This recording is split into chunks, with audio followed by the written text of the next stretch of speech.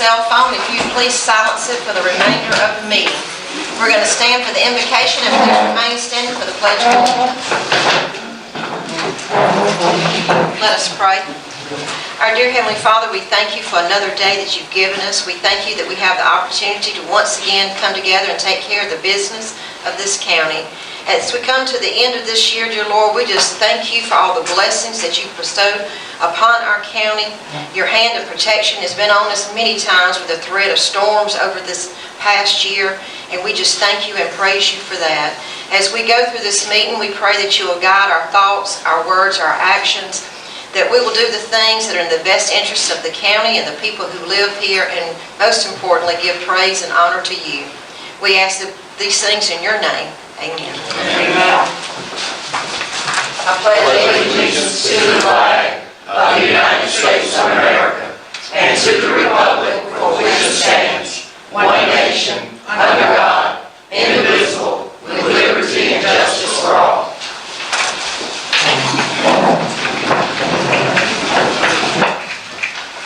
Our first order of business will be to adopt the agenda, and we do have one addition, and this will come under new business number 6, and it will be the shooting range building. If there are no other additions, can we have a motion to adopt the agenda? So moved, Madam Chair. You have a second? Second. All in favor?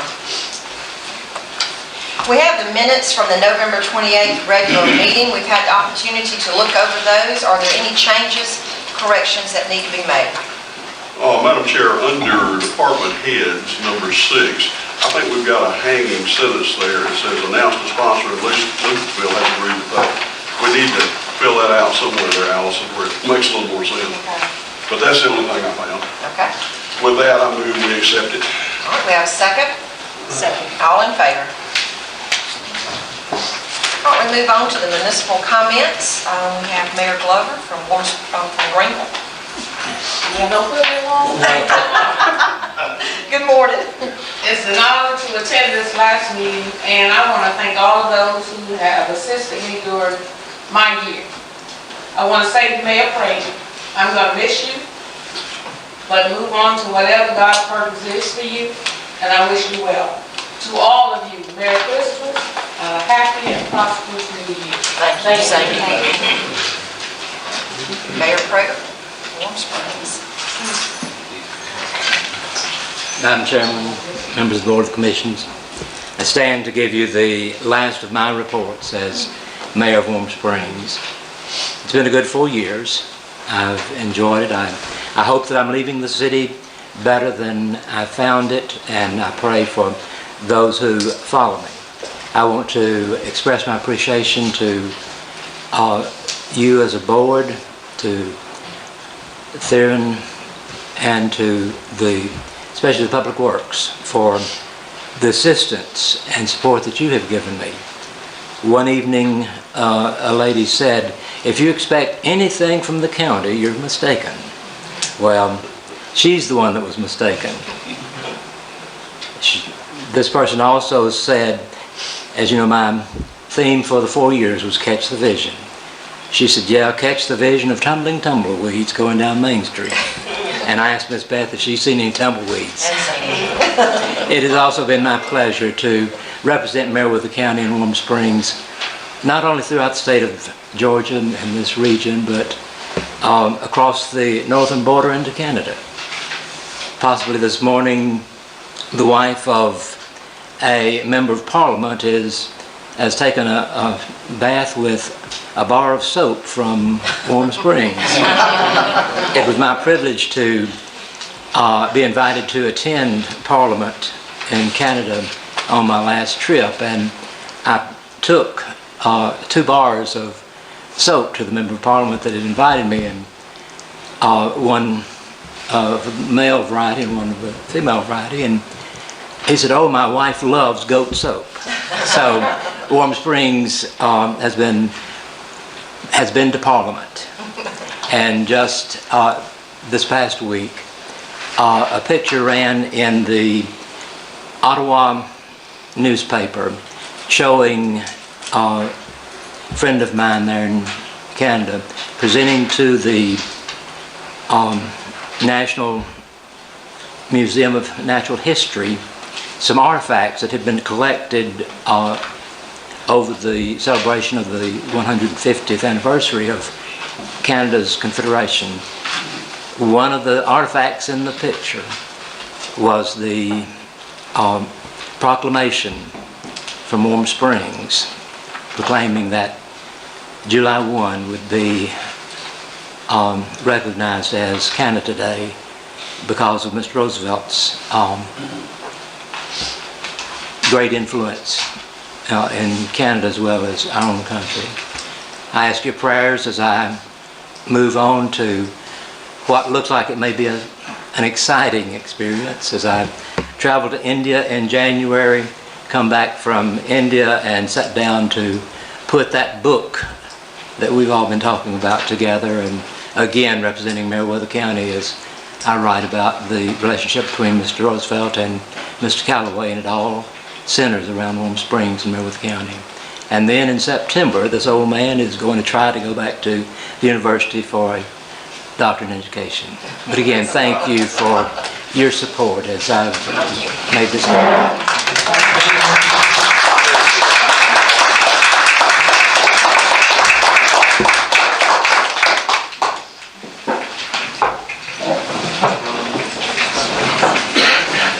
It's certainly been our pleasure to work with you as well. And can certainly always count on Warm Springs being represented on the county level. Thank you. Any other of our cities represented? All right, we'll move on to the constitutional officers. I know they've got court going on. The sheriff's office is only... All right, we'll move on to our department heads. Skip? Nothing at this time, Chair. Sean? Not that, yes, ma'am. Tyrell? I think it's probably going to come under 2017 accomplishment, but I'm not sure. But we just hired a diesel mechanic, certified diesel mechanic, about 3 weeks ago, and we had a motor grader to go bad. The rear end did. This young guy came in, and Caterpillar was going to charge us $24,000. I think with parts and all, we had like $200 in there. So this guy gonna say was $22,000 already. So that's all I have. Bill says thumb up. So there's no need of anyone else speaking unless you can save us $22,000. Brent? I have to.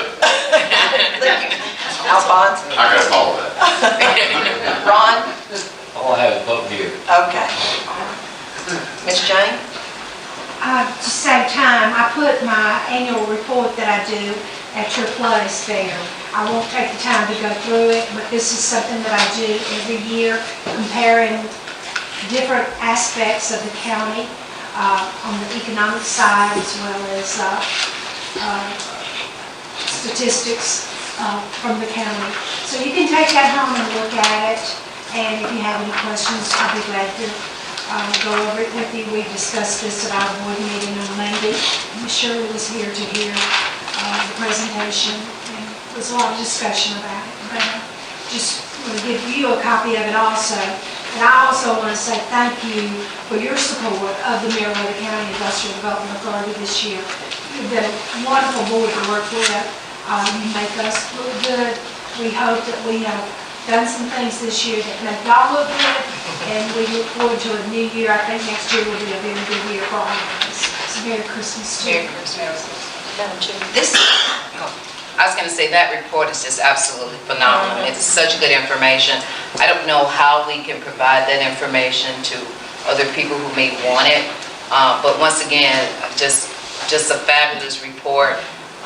It gives you a better picture of a whole of the county, and so once again, I don't know what kind of discussion we can have around making sure other department heads or other people get the information, but I think it would be helpful to people to see where we're at. well, the one I was going to comment on was the commuting patterns.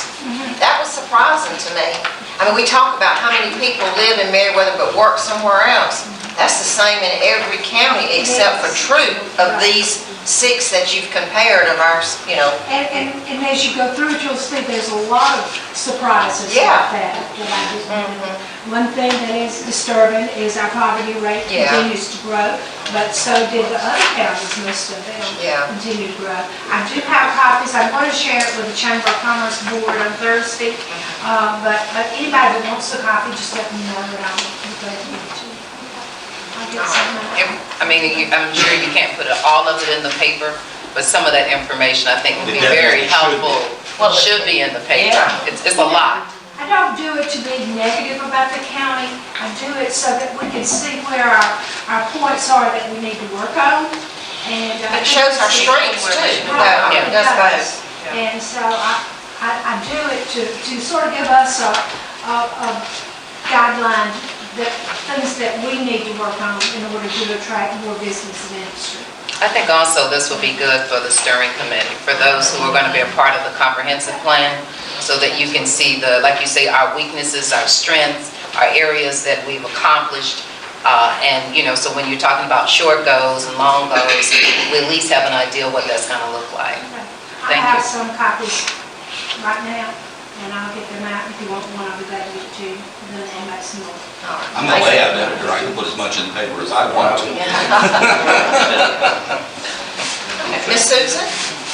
I just want to say happy holidays to everybody in case I don't see you. Okay, thank you. Any other department heads or groups that need to be recognized? All right. We do have need for a public hearing this morning. We have 2 cases, and we will take those one at a time. I just want to make a comment on the first one that we will hear. I will conduct the public hearing, but I will refrain from any comment or questions and abstain from voting.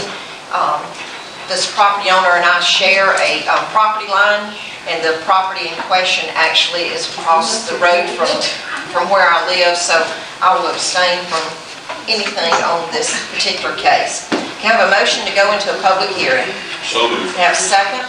Second. All in favor? Ron? Okay, as you said, Chair Lady Hadley, we have 2 cases, rezoning cases. The first case is case number 7. And this case is come from Callaway and Graham Group, LLC, doing business as Full Circle Farm Sanctuary Incorporated. And they're located at 961 White House Parkway. Full Circle Farm Sanctuary is an animal rescue facility that rescues animals that have been abandoned, abused, or have other problems that need attending to. The animals are primarily large animals which are rescued to the facility for the remainder of their natural life. Full Circle Farm Sanctuary is requesting approval for a rezoning of 110.595 acres across the highway from their current operation. The subject property is currently zoned as RD, which is residential development, and they are requesting a zoning for A1, which is agriculture, in order to expand their rescue operation. The existing land uses and zoning classification of adjacent property is agriculture. It's all vacant and heavily wooded property. The proposed zoning will be a use that is suitable in view of the use and development of adjacent and nearby property. The proposed zoning will not adversely affect the existing use or usability of adjacent or nearby property, and the zoning proposal is in conformity with the policies and intent of the land use plan. It is my recommendation that the rezoning request be granted, and that also is the recommendation that comes from the Planning Commission. And I don't see a representative here this morning from Full Circle, but they attended the public hearing from the with the Planning Commission. Any questions or comments? Madam Chair, for me personally, I would still like some more information on this. So for me, I mean, I have this, but I still want a little bit more information to read up on. So. Okay, And I do have one other question. Why? What other? I mean, they're already operating this under RD, so why is there a need to go A1? If you're already operating under that? Well, Are they adding more land in, or is this the same land and they're just changing the zoning of that land? The land they want to rezone is across the highway Okay, I'm sorry. from where they currently are. And that is zoned RD. And they want to change that to A1, which it should be. That's all vacant property there, it's all wooded. And I received 2 letters from adjacent property owners, and they are in favor of it. And they are 2 large property owners too. Do we have the letter from them saying The they're letter approval? should have been in your package. Okay, I see. Rob, under the RD zoning, they really, you're not really supposed to house a lot of animals and everything. That's the reason they're going to the A1, am I right? That's right. Okay, so Yeah. that's what I was asking, what was the difference versus, because if they currently have RD, then why do they need to rezone it, other than the fact that RD does not allow you to have that type of business on it? Right. That's right, yeah. So, Mr. Chairman, a couple things that I'd like to just recommend for the board. In Environment where I come from, we had a lot of conditions that we usually put on rezoning applications. On this particular one, they're looking at housing animals, and they're going to house them for long periods of time. With that, I would recommend that you guys consider a buffer along the highway where it has road frontage, either 100-foot undisturbed or 50-foot planted buffer. That kind of keeps it a rural look. Also, one of the things we always did was, in the past, is if you had a shelter that would be housing the animals, or a shelter that would store feed or things of that nature, we always required that to be 100 feet from the property line. That way you didn't have a barn right up next to someone else's property. And understanding, looking at this property, that it's pretty wooded, and it had plenty of areas to be able to accommodate their needs. But my suggestion would be that those 2 things be added as a condition of zoning to kind of protect the adjoining property owners as well. And those were moving back, and what was the other? The one was 100-foot distance from the property line from any buildings that would store feed or would house the animals, and also either 100-foot undisturbed or 50-foot planted buffer where there's a highway frontage. Any other questions? What I'm seeing here is a recommendation from your zoning board that they go ahead and allow to rezone. Any questions come up there, Ron, that were significant or? Didn't have any questions at all. If you'll note in the planning commission minutes, you'll see that some of the committee members were in favor of this. They were all in favor of it. Some of them was. Ron, someone from Full Circle is here. Yeah, I'm here. Okay. So sorry for being late. Okay. So that's our representative Do from you have Full anything you'd Circle. like to say? No, I heard the recommendation for the 150 feet. I think that sounds perfectly doable. And happy to answer any questions that anybody else would have as well. Any other questions? Just need to ask if anyone else. All right, anyone else in the audience have any questions or comments on this request? I'd like to make some comments. As the UGA A&R extension agent, I have been out to Full Circle a couple of times to assist them. They already have on that property setback, they have security gates. They do not want a situation where people are just wandering in at any point in time. So I think anything that you ask for them to do, they'll be glad to work with you for sure. And I have certainly enjoyed working with them myself, and I think they should be applauded for the work that they're actually doing out there. And I think they, have even tried to help with the county situation when animals come up and they need a place. I've recommended this operation to them. Thank you. Capacity-wise, what will this do for you? I'm sorry. As far as how many more animals? Right, exactly. What will this do for you? Well, right now we have 50 acres that we are currently on with about 200 rescue animals, so that would give us, the ability to at least double Doesn't mean we have immediate plans to double, but as we develop the area with the barns and fencing, et cetera, but it'll give us quite a bit of room and opportunity to rescue any abused or neglected animals. And that's primarily what we do, provide them shelter, medical care, nutrition, all of the things for them to live out their lives. When we're saying, I'm sorry, Yeah. we're saying large animals, what animals are you talking about? Yeah, it's Other a than- variety of animals. We have horses, cows, chickens, pigs, emus, it's dogs, cats, it's really any animals that are in a situation where they do need to be rescued, whether they're injured or just whatever the circumstances, but it does range from, I think the biggest we have are cows down to, chickens and children. And bear in mind, they also need area for production for feed. That's one of the things that I've been out there to advise them on, trying to create pastures for hay.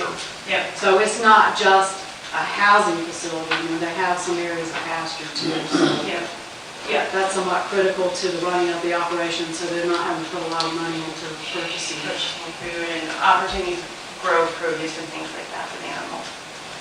My question is, so you have secure fencing around the whole 100 acres, if that's what I'm hearing? Well, around our 50 acres that we have today, yes. But And then the we would, 100 acres that's going to be rezoned, are you going to also fence that in? yes, 100% secure, yes. We can get the representative just to fill out the form with her name, and we've got it You already. mind come up here and fill that, so she has it for the record, thank you. Right here. Mr. Cuddy had a question, I think. This is a question that's based in curiosity more than anything else, and it's not limited just to this discussion, but when we consider rezoning requests and that type of thing, is the economic impact to the county a factor in that equation? It is. I mean, if it's a benefit, obviously you're going to want to encourage rezoning. If it's a negative impact, and I'm just curious, it's not limited to this conversation, is that one of the factors in the equation that we look at. Okay. And when we look at the current use of the land also, and what request for the use of the land is, if they're compatible. And now this property is very compatible to that. It's all open, wooded land. There's several large tracts there. And this probably should have been A1 in the very beginning, but it's not. So in order for them to have that operation there, it has to be rezoned from residential development to agriculture. And like I said, we had two adjacent property owned large tracts of land, and they sent letters of support. Can I say something else too? I'd like to add on, there's been some emphasis put on agritourism by the Chamber of Commerce in this county, as well as one commissioner. And they are not just a rescue facility. They also have plans to do events. They already do events, having people come in from outside of the county, targeting to a great extent the Atlanta area. So it is not just a rescue operation. So they are actually in line with some of what the certain people in the county want to see come out of agriculture. So I just wanted to emphasize that too. It's not just a rescue operation. Something I think you're aware of this, Mr. Cuddy, but if you're not, let's go ahead and say this. We're getting this as a review. There's already been a committee that's looked at this. The Planning and Zoning Committee have reviewed, and they probably actually met with these folks before we even get the recommendation that comes here. Okay, thank you. Like I said, it was just based in curiosity. Yeah, that's Madam Chair, I have a question. Based on what our extension person just shared, if it's their goal at some point is to do agritourism, agribusiness, then when you rezone that, will that have an effect on that? Well, I mean, when you have, because you mentioned earlier that this property should have been A1 prior. Why it wasn't, I don't know. You can share that with me later. But in rezoning this, would that put a limit on what type of business they can have? Or does A1 allow you to do agritourism and agribusiness with this rezoning? A1 would allow that. Okay. Any other questions, comments? Yes, sir. We get a lot of calls in the animal shelter about pigs and stuff, and by her saying they do pigs, is this gonna open us up to be able to take pigs there when we get all these calls for these? Please. In the last 2 weeks, I've gotten calls for about 60 different pigs. Okay, wow. So we do intake, so you would have to you can contact us through our Facebook. Right now, at this very moment, because of our space limitations, we actually haven't been accepting new animals because there's just not the right amount of space and the right amount to care. But when we do extend, then you will be able to reach out to us, and then we do like a proper intake to make sure that it makes sense, and we have the staff and the funding to care for each animal that we do bring on. But yeah, just don't drop me out of the game. You and I need to talk. We've mentioned the issue about pigs many a times, because I've been here 7 months and I get Really? calls Yeah, well, I haven't every got other the week call about about it, pigs. so we need to talk. Okay, let's move on with the public hearing. Any other comments regarding this case? All right, can we have a motion to go out of the public hearing? So moved. Have a second? Second. All in favor? All right, we've heard the information regarding this case and the recommendations. What would the board like to do? At this point, Madam Chair, I'd like to recommend we move ahead with the agricultural rezoning Okay, do we have a second? With the conditions. with the conditions that you so mentioned. Okay. Okay, second. All right. Any discussion? All in favor? Okay, all opposed, and I'm abstaining. All right, thank you, so it's approved. Thank you. All right, we have a motion to go back into a public hearing for case number 8. Have a second? Second. All in favor? Okay. Okay. Uh-huh. All right. Case number 8, this application or request is made by Tommy and Gail Walker. They want to sell 5 acres of land in the A1 zoning district, which is agriculture, to the Mount Sinai Church on Mount Carmel Road. They are requesting approval to rezone 5 acres to LDR, so that Mount Sinai Church can purchase the property for construction of a pavilion for church activities. The property is located at the intersection of Mount Carmel Road and Red Lane, with the property right across the road from the church. The 5 acres will become a part of the existing church property and will provide an additional service to the community and will not adversely affect the existing use or usability of adjacent or nearby property. It is my recommendation that the request be granted, and that also is the recommendation from the County Planning Commission. Now, if you noticed in the minutes there, while we were in the public hearing of the Planning Commission, Mr. Walker asked the Planning Commission if he'd rather sell only 4 acres because 5 acres would get into his cleared pasture.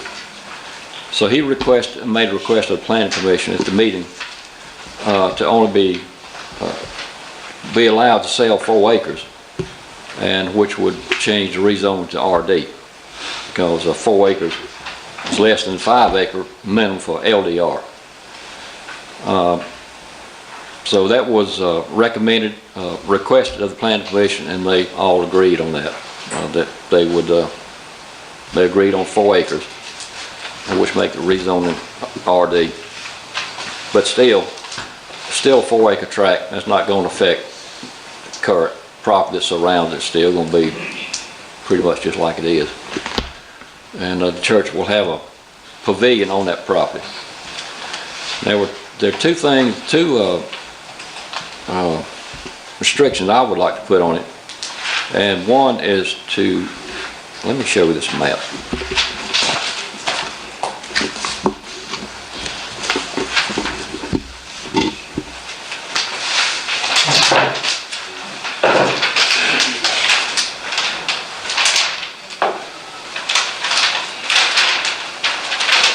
Does anybody know where the Mount Sinai Church is? I don't.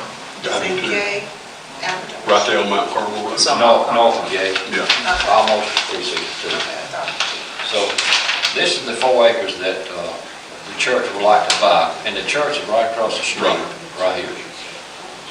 And that's the 4 acres they want to buy. The 5 acres will get into Mr. Walker's pasture right here.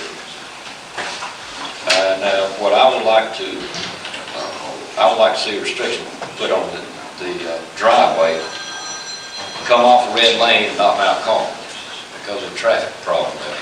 Okay. And there's a deep ditch right here on Mount Carmel, and that would require a lot of grading in there, and also I think we'd be left with two water plugs, two bodies of water on each side of that driveway. Plus the driveway, where they want to put it, is right across the street from where the driveway comes out of the church. And that could be a problem, traffic coming and going in both directions from the driveway. But the biggest concern I have is sight distance. There's a lot of traffic on Mount Carmel and they go through there pretty fast. So I would recommend that the entrance to the property come off of Red Lane, and which means the church will have to get an access easement from that property about 50 feet, just across their property to get into their four-way. See, this is a little track right here. And if they come in on Red Lane, they will have to cross this property about 50 feet. Have you had a conversation with the potential owners, purchasers of this property? Is that an option for them? We hadn't talked to them. Okay. That's something that they, if the commission agrees on this, that they would have to meet with that property owner. And I think the property vacant right now, I'm not sure, just on a small 1 acre tract. But the access easement will be right at their tip of their property, you can see right there.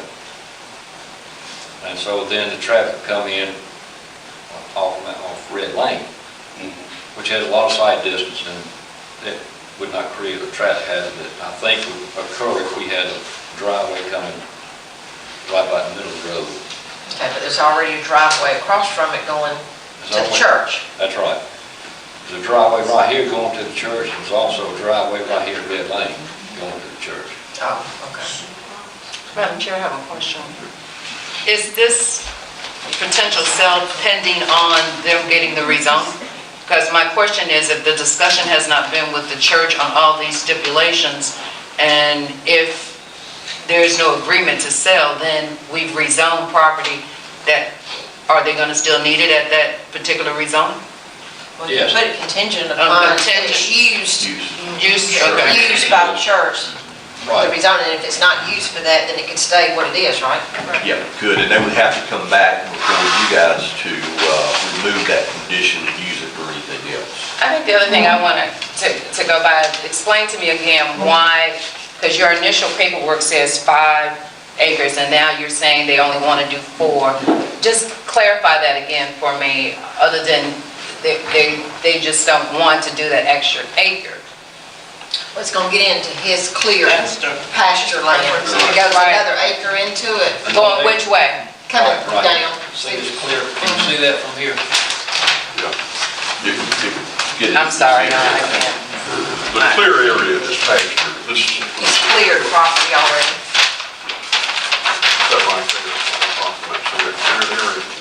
They're gonna make you follow that line right there, and that makes it 4 acres right there. This makes it 4 acre, the way it is right now. Right, the way I drew it in there's 4 acres. But if you came over to here, that's be 5 acres. In the Okay. get in Mr. Walker's.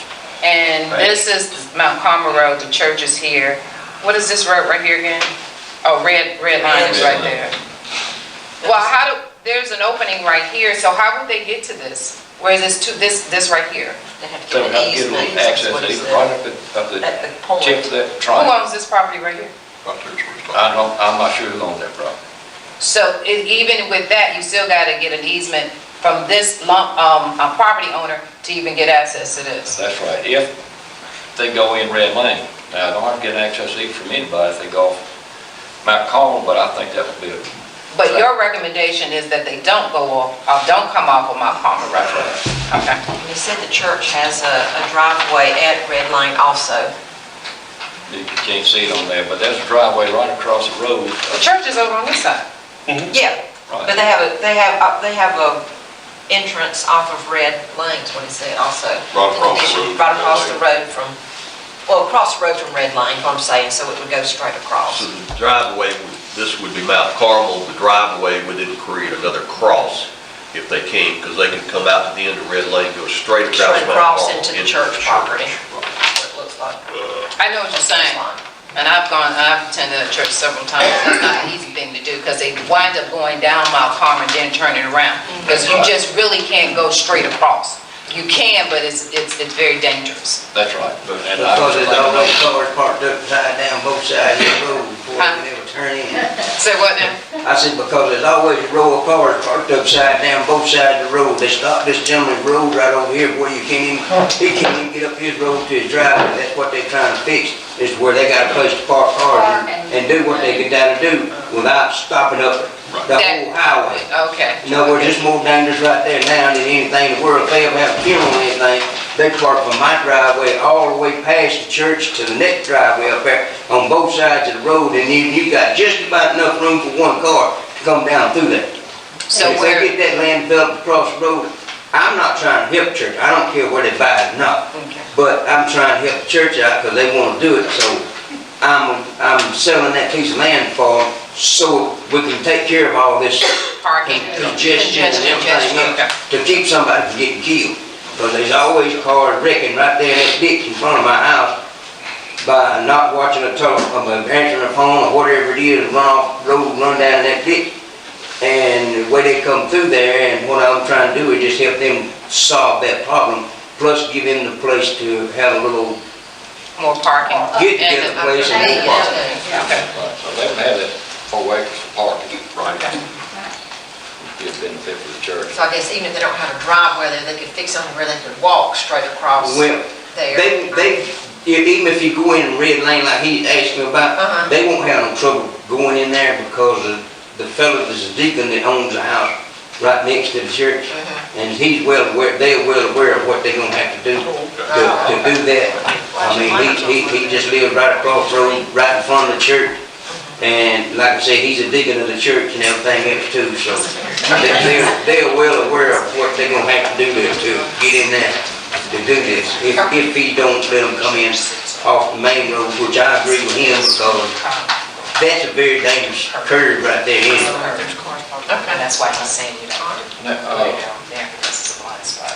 Commissioner Hines, is your question cleared up about? Yes. The 4, from 5 to 4 acres? Yes. Okay. All right, is there anyone else in the audience that has any questions or comments? Chairman, again, we would recommend that you place a condition on this zoning that says will be used for church or church activity purposes only. That way, if the church changes their mind later and they wanted to sell the land for a house or whatever, it would have to come back. And everybody and the neighborhood as well could recognize that. Okay, do we need to put that in there about the driveway? Yes. So that needs to be in there. Restricted to access to Red Lake. Off Red Lane. Any other comments, questions? Do we have a motion to go out of executive session? Oh, God. I'm ready to go. So moved. Second. All in favor? All right, we've heard the recommendations from Ron and from Darren. What's your pleasure regarding this case? Madam Chair, I say that we accept the recommendation from Ron as well as from Mr. Gay, and that we approve the request. Have a second? Second. Any discussion? All in favor? Okay. Thank you. All right, next we move to old business, and we have the final appointments for the Meriwether County Comprehensive Plan Steering Committee. Madam Chairman, Commissioners, we are back today. We're trying to complete our comp plan steering committee. We have at this stage, we have 3 commission board members, Ms. Beth, Ms. Mary, Ms. Shirley. We have cities, all of those are represented with the exception of Warm Springs, who originally had an appointment, but then that was vacant. And we can bring that back, or we could actually name the mayor or his designee.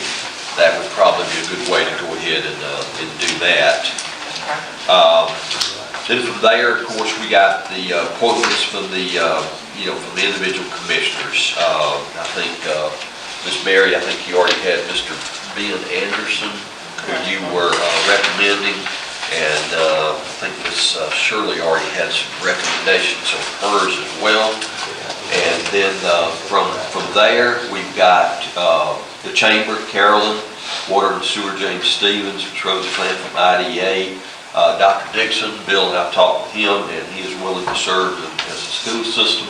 And Bill has actually talked with Karen and Daniel from Warm Springs Hospital, and she's willing to serve as well. So we think that would be a good group and a good appointment. We just really need the appointments from each commissioner for their positions, and then we'll be ready to move forward. We had originally talked with Paul Gerald about maybe having a meeting next week, but I think next week's going to kind of fall apart on us with just a lot of stuff. But what I would like to do is maybe the following week, the week after Christmas, I'd like to go ahead and get this group together and have have everything ready to go moving forward with that. And that way, at the first of the year, we'll have everything out of the way. We can be ready to move forward. And I think Ms. Shirley should be back in just a minute. I think her recommendation for this was Mr. Eric Pollard from Lucasville. That was her recommendation. So what we're looking for is... All right, we just need to each go through and make our appointment. We'll start with Commissioner Gray. Make our appointment, because we need to vote on it. Okay, my appointment, I gave each one of you a resume from Ben Anderson. Okay. She makes that form of a motion. Do we have a second? Second. All in favor? Okay. All right, Commissioner McCoy. I would like to recommend Daniel Morgan. I don't have a paper here, but I'll tell you a little bit about Dan. And Larry's here, he can help me with this if I need it. Dan comes to us from Florida, he's been living with us 10 years, I guess, or better now. He had a career in St. Petersburg, Florida, where he was heavily involved in city government, building, zoning, that sort of thing, planning. So that's the reason I put him on here and recommended Daniel Morgan. Okay, do we have a second? Second. All in favor? Commissioner Hearns? You have your appointment for the steering committee, Mr. Pollard? I thought we voted on them already. No, we haven't. Okay. I'm trying to reconsolidate all of it back together. We didn't vote on our. Oh, we didn't vote, okay. Just trying to get it all back back into one format. Okay, thank you. I'm recommending Mr. Eric Pollard, who lives in the Lucasville area. He's retired from FedEx after 45 years. His background is logistics. I think he'll be a great asset to the board. I don't have his resume with me today, but I'll make sure that every commissioner gets a copy of his resume. And once again, I think he'll be a great asset. Okay, you made that in form of a motion. I'm making it in form of a motion. All right, we have a second. Second. All in favor? All right, for District 5, I would like to recommend Bob Prater. He has certainly been involved with everything leading up to the comprehensive plan at this time. I think he'll certainly be an asset going forward. So far as the District 5 position, I'd like to recommend Bob Prater. Do we know anything about him? Does he bring a resume? Do we have a second? Second. All in favor? Thank you. And Mr. Greg Gill, I have not spoken with him. He may have shared with you guys who he wanted to appoint. Okay. So We'll we'll just have have to that do as that one. And then we make a recommendation for the city of Warm Springs, the mayor or his designee. Designee. All right, make that as form of a motion. Do we have a second? Second. All in favor? All right, I guess we'll get that information to them and they can decide. And then from there, what I might ask you guys to do is just reconfirm our 3 commission board members, each of the cities, including the change at Warm Springs, all of the designees from the chamber, the water sewer IDA school, and our healthcare representative, Karen Daniel from Warm Springs Hospital. Okay, all right, hearing these recommendations from Mr. Gay, we have a motion to approve them. So moved. We have a second? Second. All in favor? All right, so we're lacking Manchester and then Warm Springs actual person. Yes, that's right. City of And, Warm Springs. And Okay. I'll give it to Commissioner Treadgill, and we'll go ahead and get that person, and we can confirm it. And we'll be contacting everybody and hopefully trying to set up meeting for the week right after Christmas. We're going to get everything kicked off. I do have, by the way, I have copies of all the comprehensive plan and some other documents. I just haven't had a chance to pick them up yet, but we got those copied, and I'll pick them up. Actually, I'll be in near there tomorrow, and so I'll pick them up tomorrow, have those ready. Okay. As Commissioner Hines mentioned last meeting, we're going to give them just a brief description or synopsis of what's going to be required of them. Absolutely. Ms. Daniels asked that question, I thought. Yeah, we will, and that's really what Paul Gerald will do at our first meeting. It's going to be one of those, hey, here's what we're expecting you to do, here's all your documentation, here is where we're going to go with this. And then I would also like to have a time frame outlined as well, because we first started talking about this, it was months out. Now, in reality, we got to have this finished in April, and as fast as the years go, and it's getting away. But And Madam Chair, the reason, thank you, Bill, for bringing that back up, because one of our thing is, once people may understand the depth of what this may consist of, they may find that it may not work for their schedule. And so if we can let them know a little bit ahead of time, I mean, at the end of the day, I think you mentioned they will determine how often they meet and when they meet once they decide. But once again, you know, with this short window to get a lot done, in the event that someone chooses not to do it, then where did it have us as far as alternates? Do we may need to just consider that in the process too? I think you would, but you're looking at a group that's 20, 25 people. Yeah. So if someone can't make a meeting or so, that's not going to be as critical. You're going to have a quorum certainly there. And I think they're going to be very excited about being a part of having an opportunity to do this. So I'm hoping everybody will be there. But if we need to do alternates, we will. I'm just saying, I'm not so much worried about people not making to the meeting because things come up, but I'm just saying when they feel like they cannot obligate themselves for that time span because it may be more involved than they may want to actually do. Right. You know, unfortunately, we've had some people who say, well, this is more than I want to do right now. And so I'm just saying, do we need to just consider maybe having alternates? We don't have to nominate them now, but just make sure we think of someone as a... I would say that after our first meeting, we'll know. They will get an opportunity, as you said, to set their schedule of when they meet, where they meet, how often they meet. And so it'll be kind of up to that body. So if any of them at that time say, hey, I just can't do this, we can come back and look at some other options. All right, now we're going to move on to the board and authority appointments. Yes, ma'am. Do we have a particular order we want to go on those, or? What I did was I just kind of highlighted the ones that are coming forward here either the end of the year or first of the year. I'm starting with a board that says appointed boards and it says DFACs. If you'll go to your right to your planning commission, there's a 5th district appointment of Betty Davis that expires January. Okay. I'd just like to reappoint Ms. Becky Davis to the planning commission. You have a second? Second. All in favor? Okay, great. Thank you.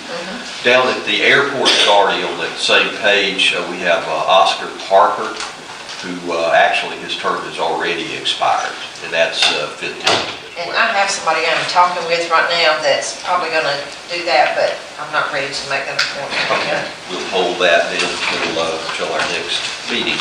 Flipping over to the next page, we'll come back to recreation. There's a lot of vacancies on that. Board of Health, Latrina Robinson. Trella Robinson, I'm sorry. That's District 1.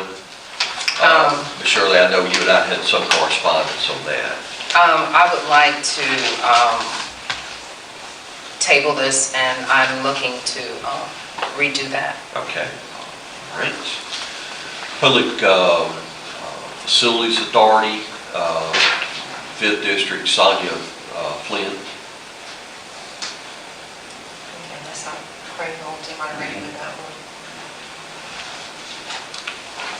This is an authority that doesn't meet very often. They are able to set up, things such as healthcare facilities and do special financing. It's kind of an authority that was created by the state legislature that allowed it here quite a few years ago.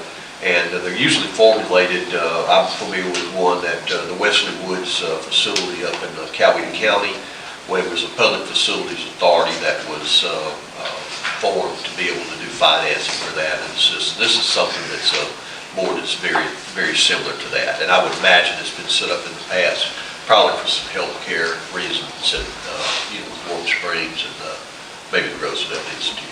They don't meet very District often. 5, but I don't know why it would have District 5 for that. It's got District 5 by two of them. right, yeah. Was that because the person from that area nominated them? It may have been. Not so much that they represent that area, because you don't have enough for each district. It's just a matter of someone making a recommendation and it came from that area. And those districts really need to come off of those positions like that. They just need to go countywide. Somebody want to contact Sonia Sonia Flynn Flynn. to see if she will continue to serve? I'll do it. So we'll pull that. All right, over on our zoning board of appeals, we have Linda Wilson.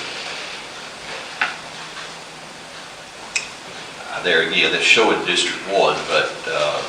Well, I guess the thing is, I haven't talked to her, so I don't know if anyone else talked to her. I will just reach out to her and see if she's still interested in staying on the board. Okay, all right. Okay. If y'all don't mind, we'll skip over to the next page and we'll come back to recreation as well. Our Board of Elections has already been reappointed. In Two Rivers, RC and D, Terrell Johnson, and I would recommend that Terrell be reappointed to that position. All right, we have a motion to reappoint Tyrell to the Two Rivers RCD. So moved. Have a second? Second.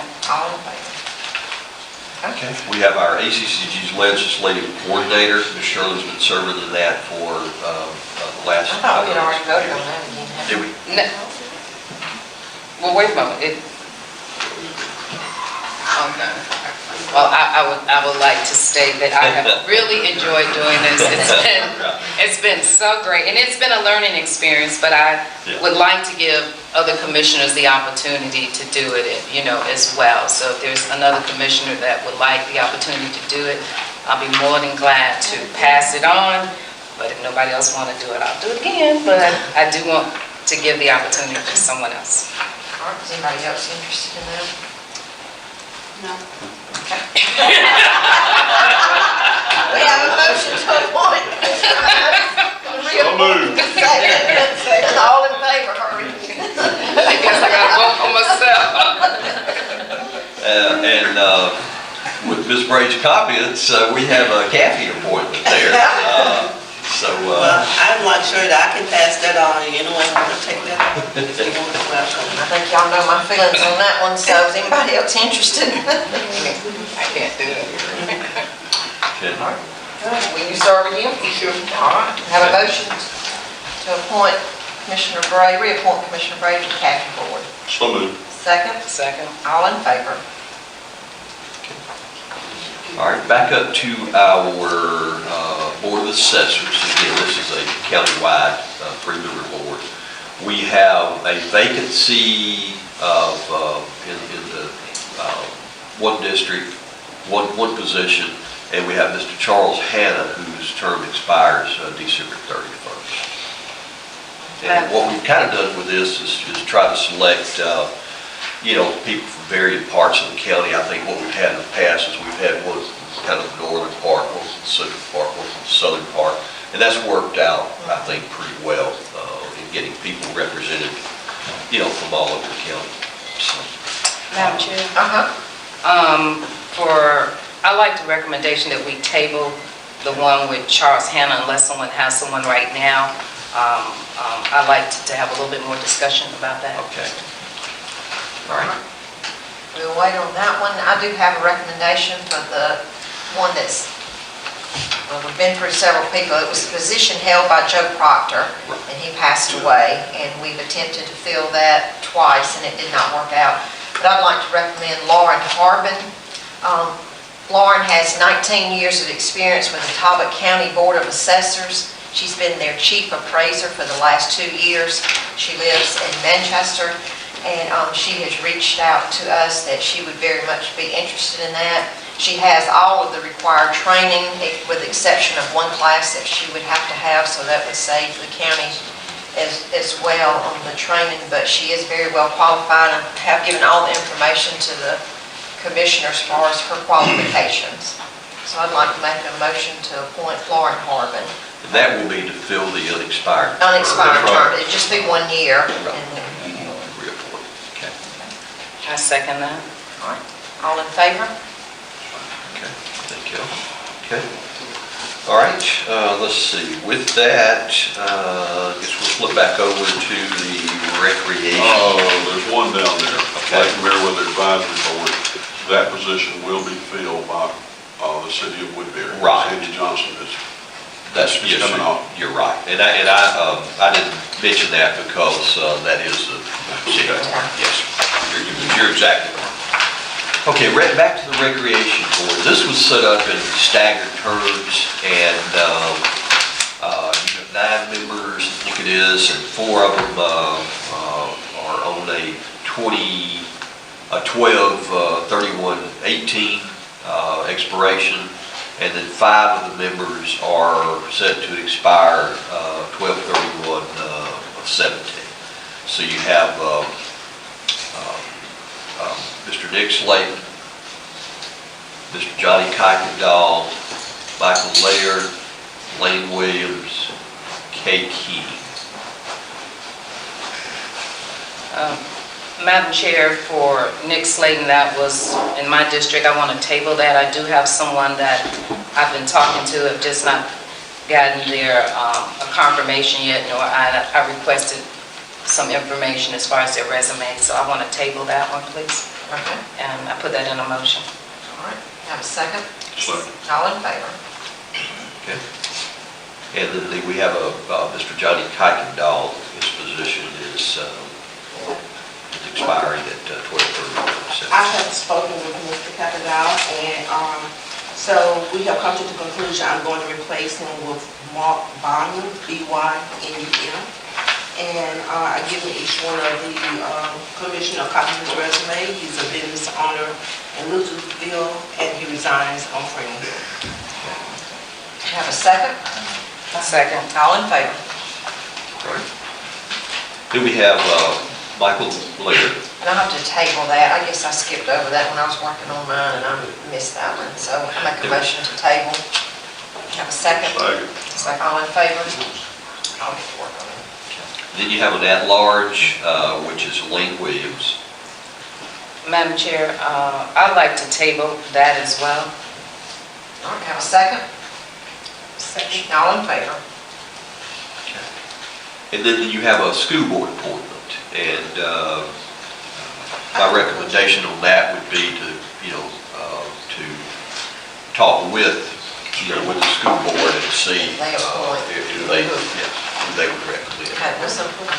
Does it have to be on the school board, or can they be associated with the school itself? I'll have to look back at the bylaws, but I think they could Have to be on the school board? I think they could just be associates. I Okay, think just they be could. their choice. Yes. But the school makes the choice. Yeah. But I'll check on that. But y'all will reach out to the school board for their We'll appointee. do that. I'm sure we'll reach out for them for that. And unless I've skipped over anything, I think that concludes our boards and appointments. We got some that have been tabled, and we'll bring those back to y'all's next meeting. Which one? That last one. Oh, we said we didn't. Need a motion to table it. Motion to table the school board appointment. Second. All in favor? Okay, Okay, thank you. thank you. Yes, sir. A lot of work out of the way right there. Yeah. Madam Chair, if you don't mind, there was discussion with this board that because we have so many different boards, and this is no uniqueness to Meriwether County, actually, we got a small amount of boards compared to other counties. But we did discuss potentially having some of these boards come to the Board of Commissioners meeting at least once out of the year to just kind of present to the board as well as to the constituents what their board consists of, what they do, Maybe this will be helpful later on when we need to appoint people. They'll have a general idea. Do we need to vote on that, or is it just something that we would just generally put in place? We'll put it in place. What we were going to do is we were going to reach out to all the boards, and we thought rather than have everybody come in one day, that what we'd have is once a month, we'd have those boards come, give you guys a report. I know that a couple of those boards have a lot of things going on, and it would be really good to have a formal report for them. We will start out with the boards that have the big projects going, the ones that have bonds, the ones that have all of those things, and get them to give you guys a report. And what we'll do is we'll just systematically schedule those where we can get all of them in throughout the year. I would also like to, and I'll talk to you guys more about this, I'd like to have at some point, once we kind of get through everything and stabilize it next year, I'd like to have, let's have a little event for all these boards to come together, to get to know each other, be able to tell them thank you for what they do for us. And I just think that would be a good thing. They can get to know each other and understand a little bit more about what they do. Some of these boards have to work very closely together. I'll give you an example of water and sewer and IDA. Right. They're sort of intertwined, and it would be good if they had an opportunity to sometimes sit down and know who their fellow board members are. I agree. And also, I know over the past year, certain commissioners go to certain meetings. Right. You know, we kind of identify particular boards that we like to go to. Right. And unfortunately, there's no way we can go to all of them. Not that we want to, but it's helpful to be able to get an overall synopsis of what that board is doing. And then we can get it, because when you have the authorities, they're a little different than regular advisory boards, and so once again, I think that's a good move on our behalf if we don't do that. Yeah, that was a good suggestion by you guys, and we'll do that. We'll start setting it up, and actually we'll start in January, and we'll probably do it we'll sit and check with them. It'll probably be in the afternoon. That's fine. Okay. Thank you. Thank you. Next, we move on to the acceptance of donation agreement with Georgia Pacific Wood Products. And Madam Chairman, I think the board's already addressed that, and I think you've already signed it. We're waiting on that documentation to come back, with signature. And so what I'd like to ask you guys to do is to hold that until we get the signed documents back, and then we'll bring it back for acceptance. That way we can have it in the minutes going forward. Can we have a motion to table? Move to table. Second? Second. All in favor? All right, now under new business, we have a CHP annual update. Yes, Madam Chair, the Commissioners, we have Michelle with us this morning. Michelle she does such a great job with the job she does here for the employees, and she's always so energetic and inspired about what she's doing. She just, if you kind of feeling a little down that day, she always perks everybody up. So we appreciate you. Thank you for those kind comments. You each have a copy of the full report, which includes, all the statistics from the annual screening that was held in June of 2017. And then I also provided you with a copy of a summary of some of the major highlights from that report. So I'll just go through and kind of highlight for you some of the things that are going on with the program and some of the results from the screening. You have a really good participation rate. 98.5% of your employees who are eligible participate in the program. Of those employees, 100% of them completed all their requirements to be considered, fully enrolled in the program. This year, spouses were given the opportunity to voluntarily participate in the program, and we did have 8 spouses come through the screening, and 5 of those spouses I'm continuing to follow up with, primarily by telephone at this time.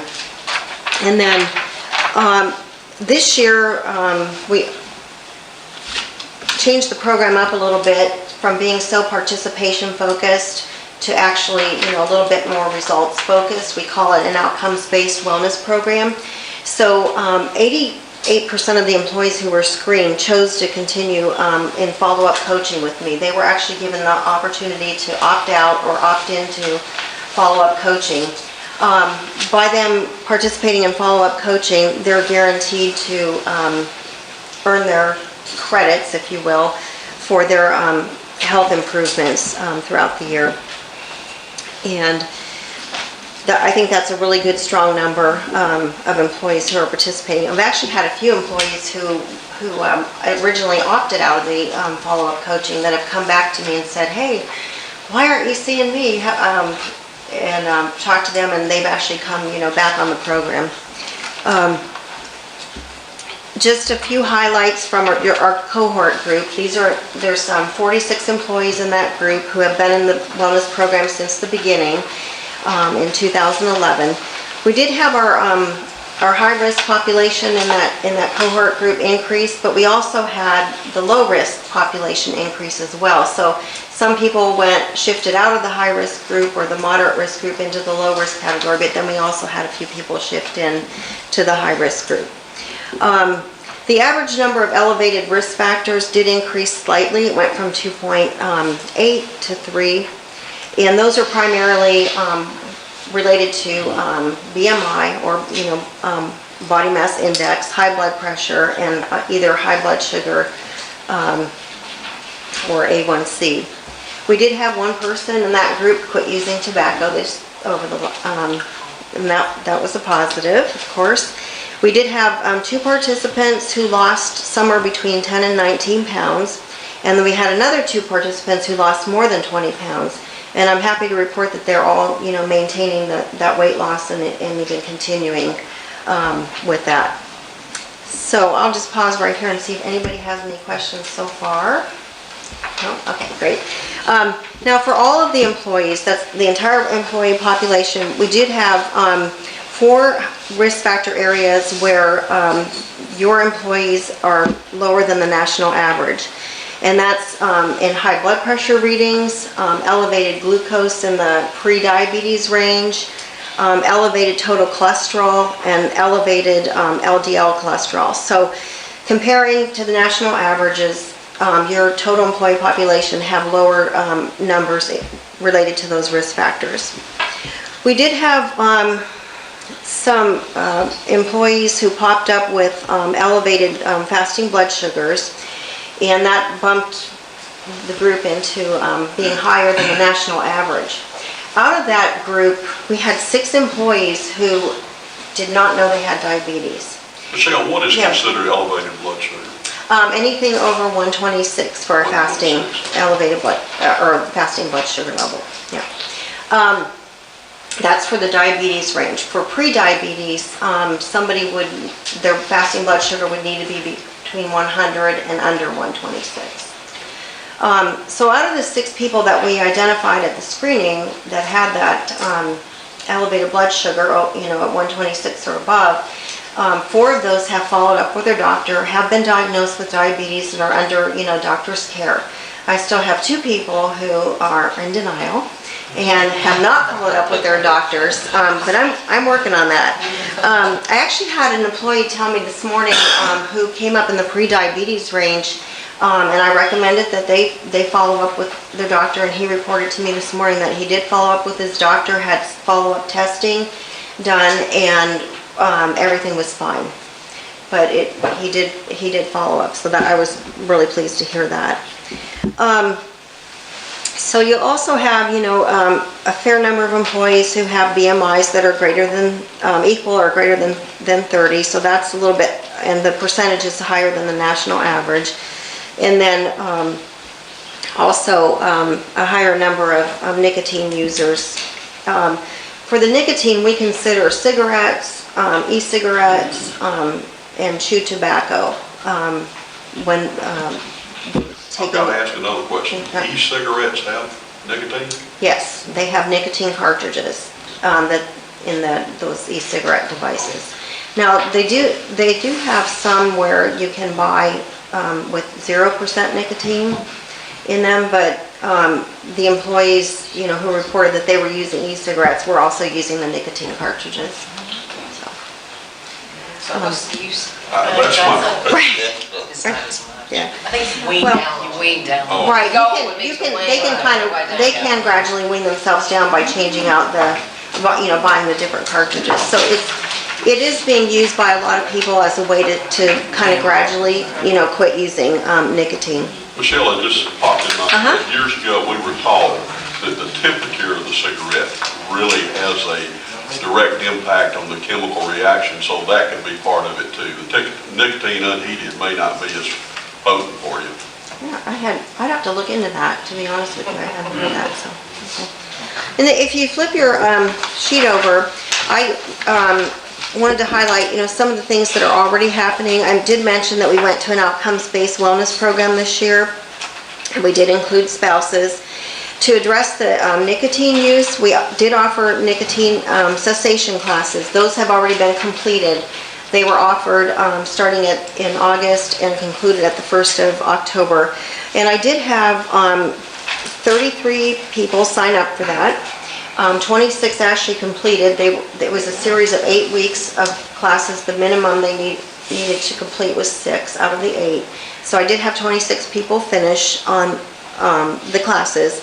And I had 5 people quit during either right before or during the time they were coming to class.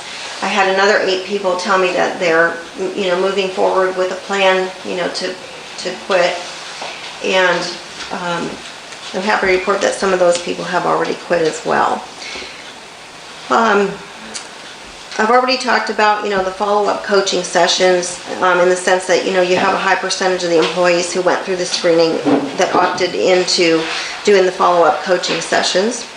The challenges, we've already had one. We had the Step into Fall Challenge. We're getting ready to kick off another one in January. We had one right at the beginning of the program year also that was called the 30-Day Try This Challenge, trying to get people to try some new things and practice some new health behaviors that they weren't already doing. So we're moving into the new year, going to be doing our 3rd challenge of the year, and that's our biggest winter challenge. It's our biggest challenge usually of the year, and it's an 8-week challenge focused on weight loss in a healthy way, healthy eating and exercise. Healthy breaks, we try to offer a variety of topics throughout the year and usually offer 6 different topics throughout the year, basically about every other month. And we do choose those topics based on input from the employees. We have a really great wellness team. The wellness team has been meeting once a month, well, actually for the last 2 program years. And there's 8 representatives on the wellness team, so that there's pretty much every department or office is represented. And of course, Bill Gregory's involved in that, and Beverly Thomas as well, and myself. This is where we get input on, what healthy breaks, what challenges, what they're hearing from their employees about the wellness program. So they're also a point person within a department or an office that the employees can come to if they, have an idea or a question or a concern about the wellness program. And then as far as worksite culture building, you all know that there's the $50 per month gym rebate. There's water dispensers in most of the offices and departments that employees can access. And there's also what we call wellness stations, which is a scale and a blood pressure cuff that employees can access so they can monitor their own stats as far as weight and blood pressure in between their coaching visits. And I have to tell you that regarding the $50 gym rebate, that's been really well received by employees. The numbers are increasing as far as, the number of employees who are utilizing it. And Corporate Health Partners, who I work for, is actually mentioning that when they're meeting with other clients, well, Meriwether County's, doing this. It might be something you want to consider as an extra incentive for your employees. So they're, using that in their meetings with other employers. We got lots of plans for the rest of the program year. We're wanting to start our Wellness Warrior program, which is a quarterly recognition of some employee who's made some significant improvements in their health and wellness. This would be, of course, with their permission, and we would highlight what their improvement was and how they got there. I'm constantly asked in the individual follow-up coaching sessions, well, how did so-and-so lose that weight? And unless they give me permission, I can't share that. So this is a way for them to share, with their coworkers how they got their, their weight down or blood pressure or whatever it is that they're working on.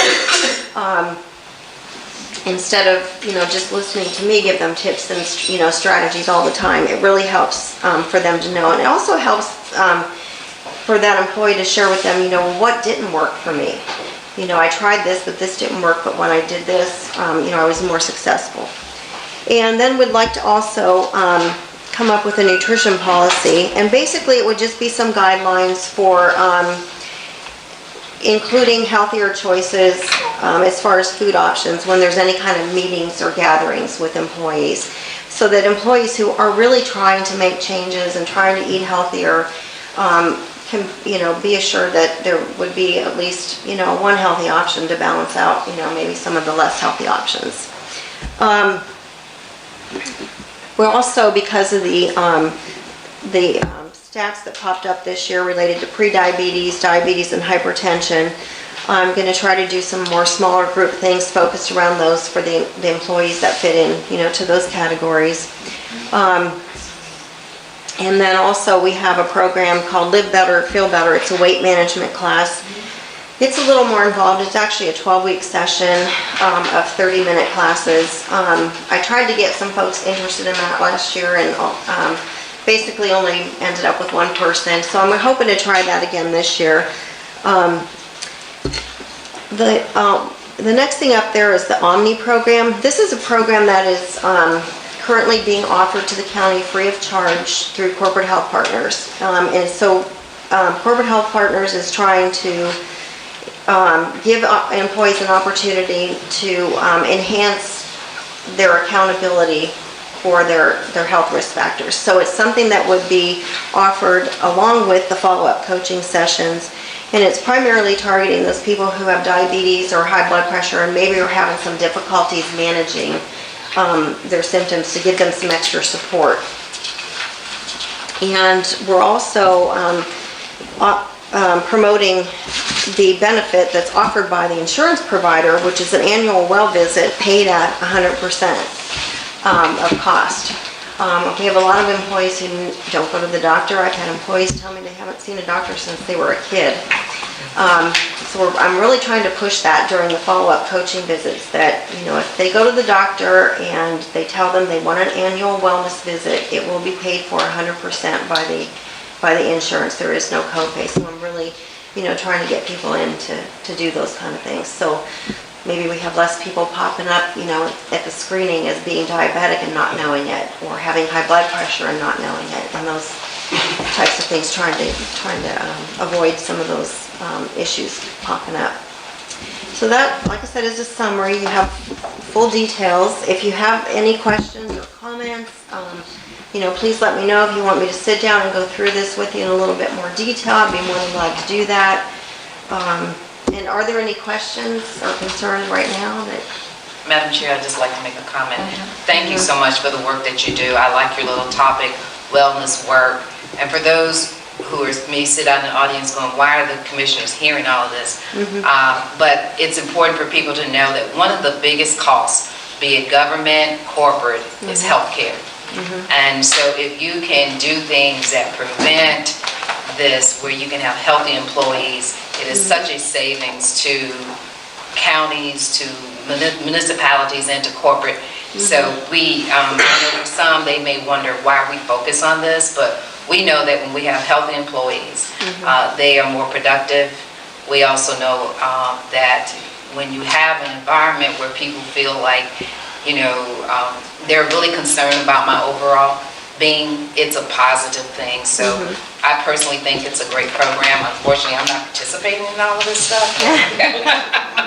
If you decide you want to. I understand, but I definitely just wanted to make that comment, because once again, if you looked at the line item, and Bill probably can contest to this more, but this is one of the biggest challenges that most corporations and government agencies have, is the overall expense of healthcare. So if we can do things that prevent and allow our employees to be healthy employees and be conscious of their lifestyle, that's a positive thing. So thank you for the work that you're doing. And thank you all for, continued support of the program. It really, shows the employees that, they are being supported. And, there is concern, for their health and well-being. And what you were referring to, the Wellness Works, that was actually a logo that was developed or voted on, by the wellness team. And Bill was really involved in in finding that, so that we try to put that on everything related to the wellness program now. So, okay. Thank you again. Thank you, appreciate it. I think our insurance premium have been kept at a minimal increases because of this wellness program. It has definitely helped pay for itself over the years since it's been put in I think place. you look at that and over a 4-year period, they've remained pretty low. Yeah, we had 1 year we had no increase, Right. remember? But they've been level over the past 4 years. That's good. When you look at other jurisdictions that have double-digit increases, that's very impressive. All right, next, presentation of 2017 accomplishments. Chairman, Commissioners, we'll try to move through this, and I would also say that I'm sure there's a lot of things that I did not get included in this. I want to thank Brent. He and I were last night about 8:30. I think we finished working on this, at least what we needed to do together. So we wanted to look at 2017 in review. It's been another good year. At your next meeting, we'll try to do a outlook of what we want to accomplish in 2018. But right now, we want to talk about some of the things that we've done for this past year. This bridge, thank you, babe. I think everybody can see it. We can see it, we can't, we're here. What we have here, and we'll just start out with these and I'll just kind of go through. This is, of course, Stan Stribling Bridge. The next one over is Sibley. And what we were able to do is, these things were closed and we heard about it all the time, but we were able to successfully negotiate with CSX to repair and to reopen the bridges. And right now they're open to traffic. Dan Stribling Road is actually slated to be replaced by GDOT, which is one of the things that we had asked for, to be able to have EMS access, fire department access going forward. And I know If and only if we procure the property. That's right, and we'll do that because I haven't again shared this with Tyrell, but our problem will go to right-of-way acquisition training, where we can meet GDOT specs on that, where we can move forward on acquiring the right-of-way that's necessary there. But those are a couple of projects that we've done. Again, this is Sibley. Road striping. We've done that in our road resurfacing. This is an example of the road resurfacing. This past year, we've done like a little over 12 miles of road resurfacing. That's more than double what we have done in years past. We started the program right now where we have about 90 miles of roads we're going to restripe, and those will be working on through the month of December and on into probably the month of January. We'll complete those. Again, these are the big programs that we were able to take advantage of, and of course our SPLOST dollars are able to make our matching monies where we can get 70 cents on the dollar for all of our projects here. This year also, just a few other things, and then I'll flip through the slides and talk further. The board authorized the purchase of a patching machine. We got a new tractor, got new motor graders. We've added a new roof on our admin building. We've done grading at the gun range. We have the courthouse wall project that is moving forward. We had County Line Church Road, which was closed due to the bridge structure. We were able to go in and rework that. We were able to cut out some of the bad piling areas and replace those with Tyrell and his crews. And that was a good thing for us to be able to do. Moving forward to a couple of other items here, we have Graham Road. Graham Road washed out along with several others in the storms, I think, at the end of 15. We've now completed Graham Road. Graham Road is open back to the traffic. Everything's completed on ground. You can see the things to the left. This is a replacement of old culverts with box culverts that now have wing walls, which prevent the water from going around and eroding it. We have riprap sections where the water helps dissipate some of the, some of the velocity of the water, just a really good project. That project is now open through Bill and others and some efforts, so we've been able to take advantage of FEMA dollars and be able to do those with FEMA funds. So that is Graham Road. We have Montgomery Road. Montgomery Road, the culverts are just about completed. You can see that shot there where the dirt is. That's where the culvert's been replaced. First time I ever saw that road, I said, this road's going to wash out next large rain we have. And about 6 months later, it did that. So, but now we have a box culvert there. It is a good project. On your agenda today is going to be final approval to be able to take some of the road sections, which had also failed, and we're going to be able to replace those as well. We're taking advantage of some GDOT dollars to be able to do that. Go further again to Max Scott Road.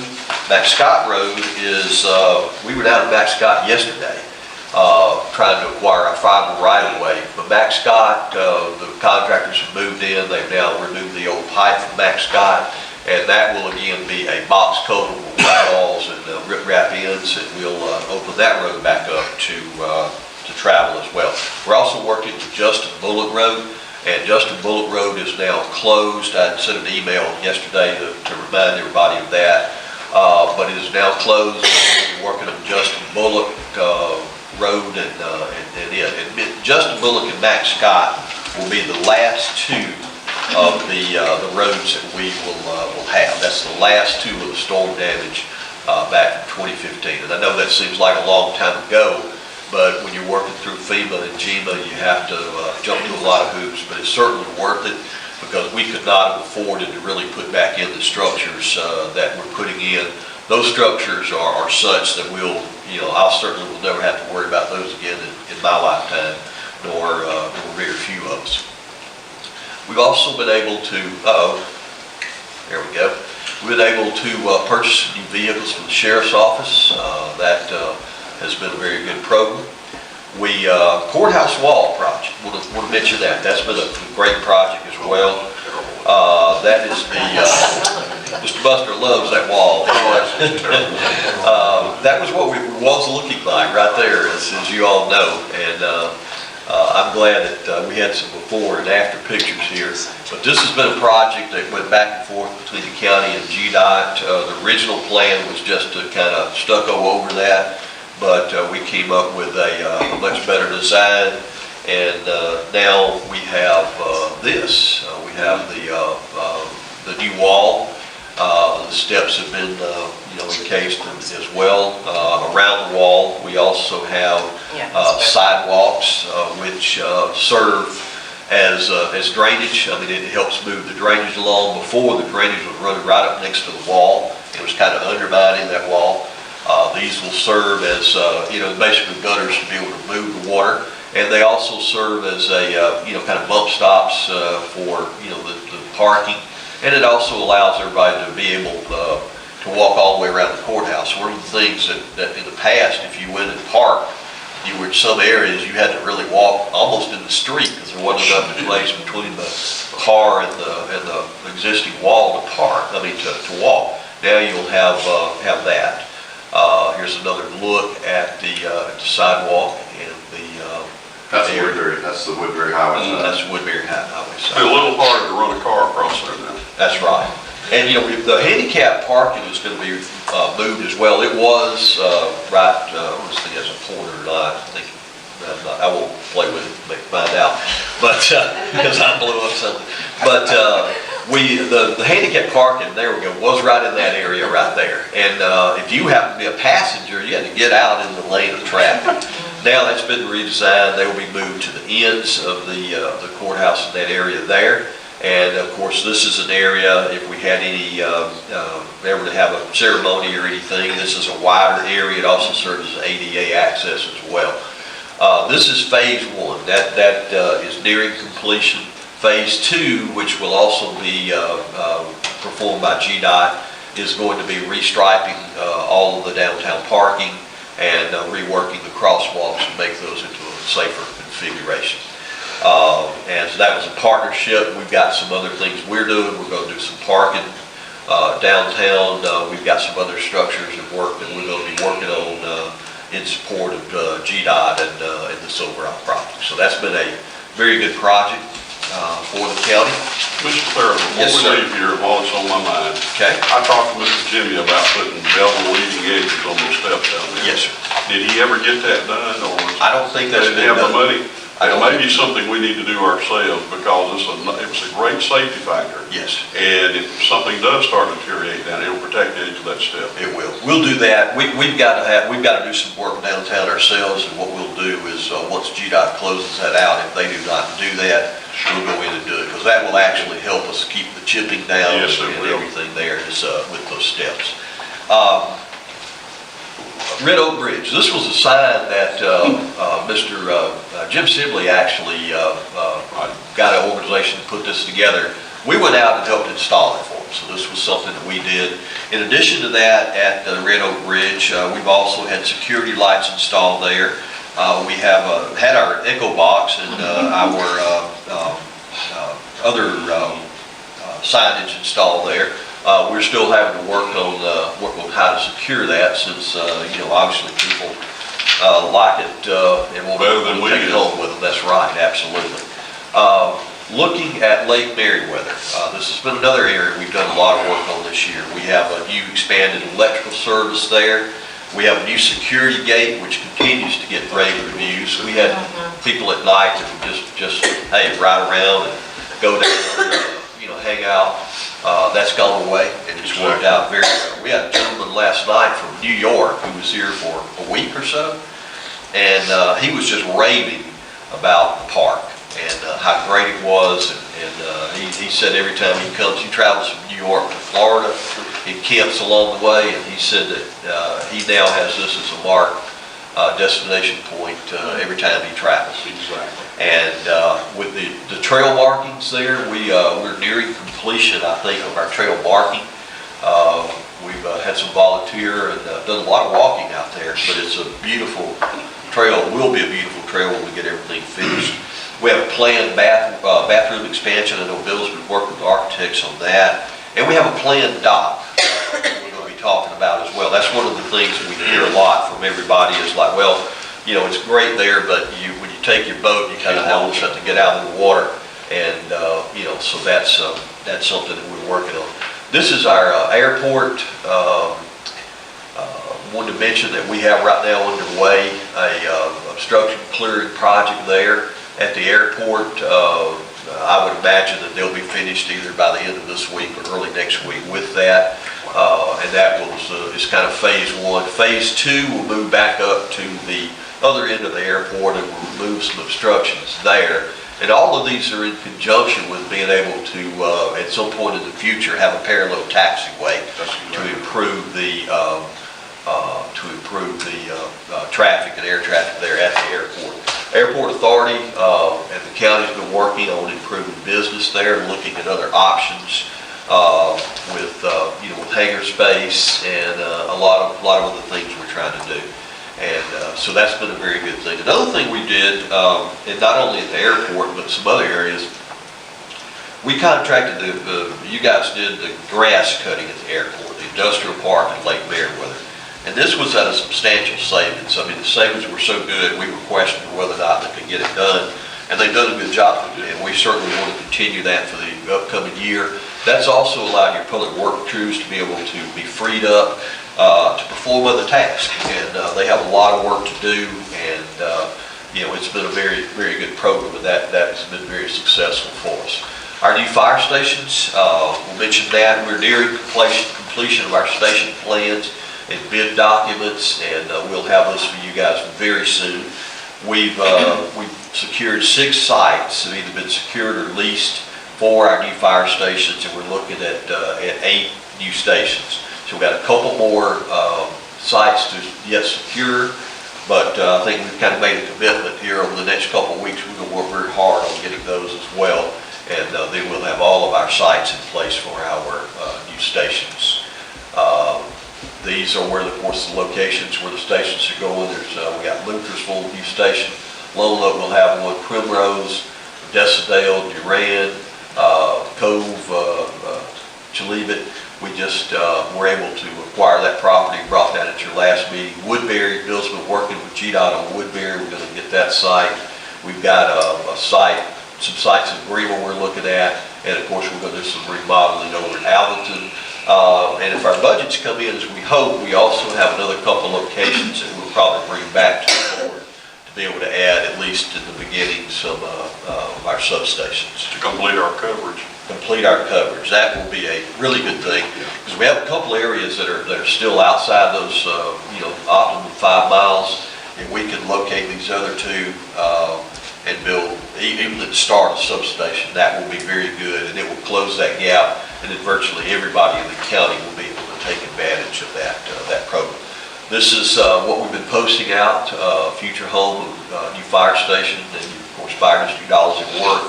What I really want to see is these be replaced with grading and building coming out of the ground, and we're going to work on that. That's going to be a big focus of it as we move into the first of the year. This again is just sort of a model station of what, similar to what it's going to look like. We'll be able to work on the facade and other things to kind of customize it to the areas. Fire trucks. We have purchased 2 new fire trucks. They are in the order, and those will be coming to the county. You guys were also able to negotiate extending those prices to buy additional trucks if we have the dollars to do that, and I'm hoping that we do. We can still get the same trucks at the same price. They came in at a very good price. We're very pleased with that. Another thing that I don't know, Red brought this up, is we have actually bought the SCBA's for our fire department, and that is a very good thing. That's the air packs they use, and that's a real safety device for our firefighters. That adds a lot to the safety of firefighters as they go into the structures. So that was a big move. That was a splost purchase. We've added the 3rd bus to our transportation system, and I think that's going pretty well. This bus also allowed us to have transportation, scheduled transportation, to be able to go outside of the county, and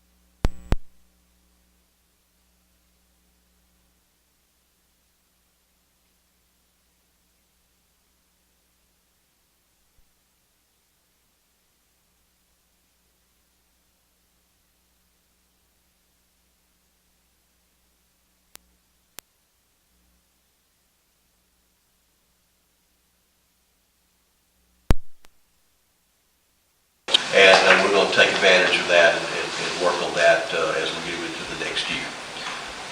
We provided assistance to the cities this year. We do some cutting in Gay, Greenville, we've done some patching for them. Lone Oak, for example, we rebuilt the ramp to their community center. Luthersville, we did some patching for them. We've actually hung some, I think, Christmas lights for the various groups. Manchester, they have a lot of crews, so we haven't done that much. Warm Springs, Woodbury, everybody we've tried to work with. One of the things that you guys, I think, have done such a great job is, and Mayor Prater mentioned that earlier, is at one time there was not a lot of cooperation and working together. And I think you guys have really turned the corner on that. And, we get calls from the cities all the time. Like Gay, for example, we're going to be here within the next, month. We're going to be helping them install a speed bump that they've been wanting for a while, so we're going to get that done. And, and they don't mind calling and asking. And we have a procedure where we've established that they will also participate in that. We ask them to cover the material cost, and we do the labor. That way, everybody's got a little bit of what I guess they refer to skin in the game, and that makes it all work well. But we're proud of our cooperation and working together. And I will say that also extends to the school system as well. I think you guys have developed an excellent relationship with them and with all of your authorities. So we appreciate what you guys have done with that.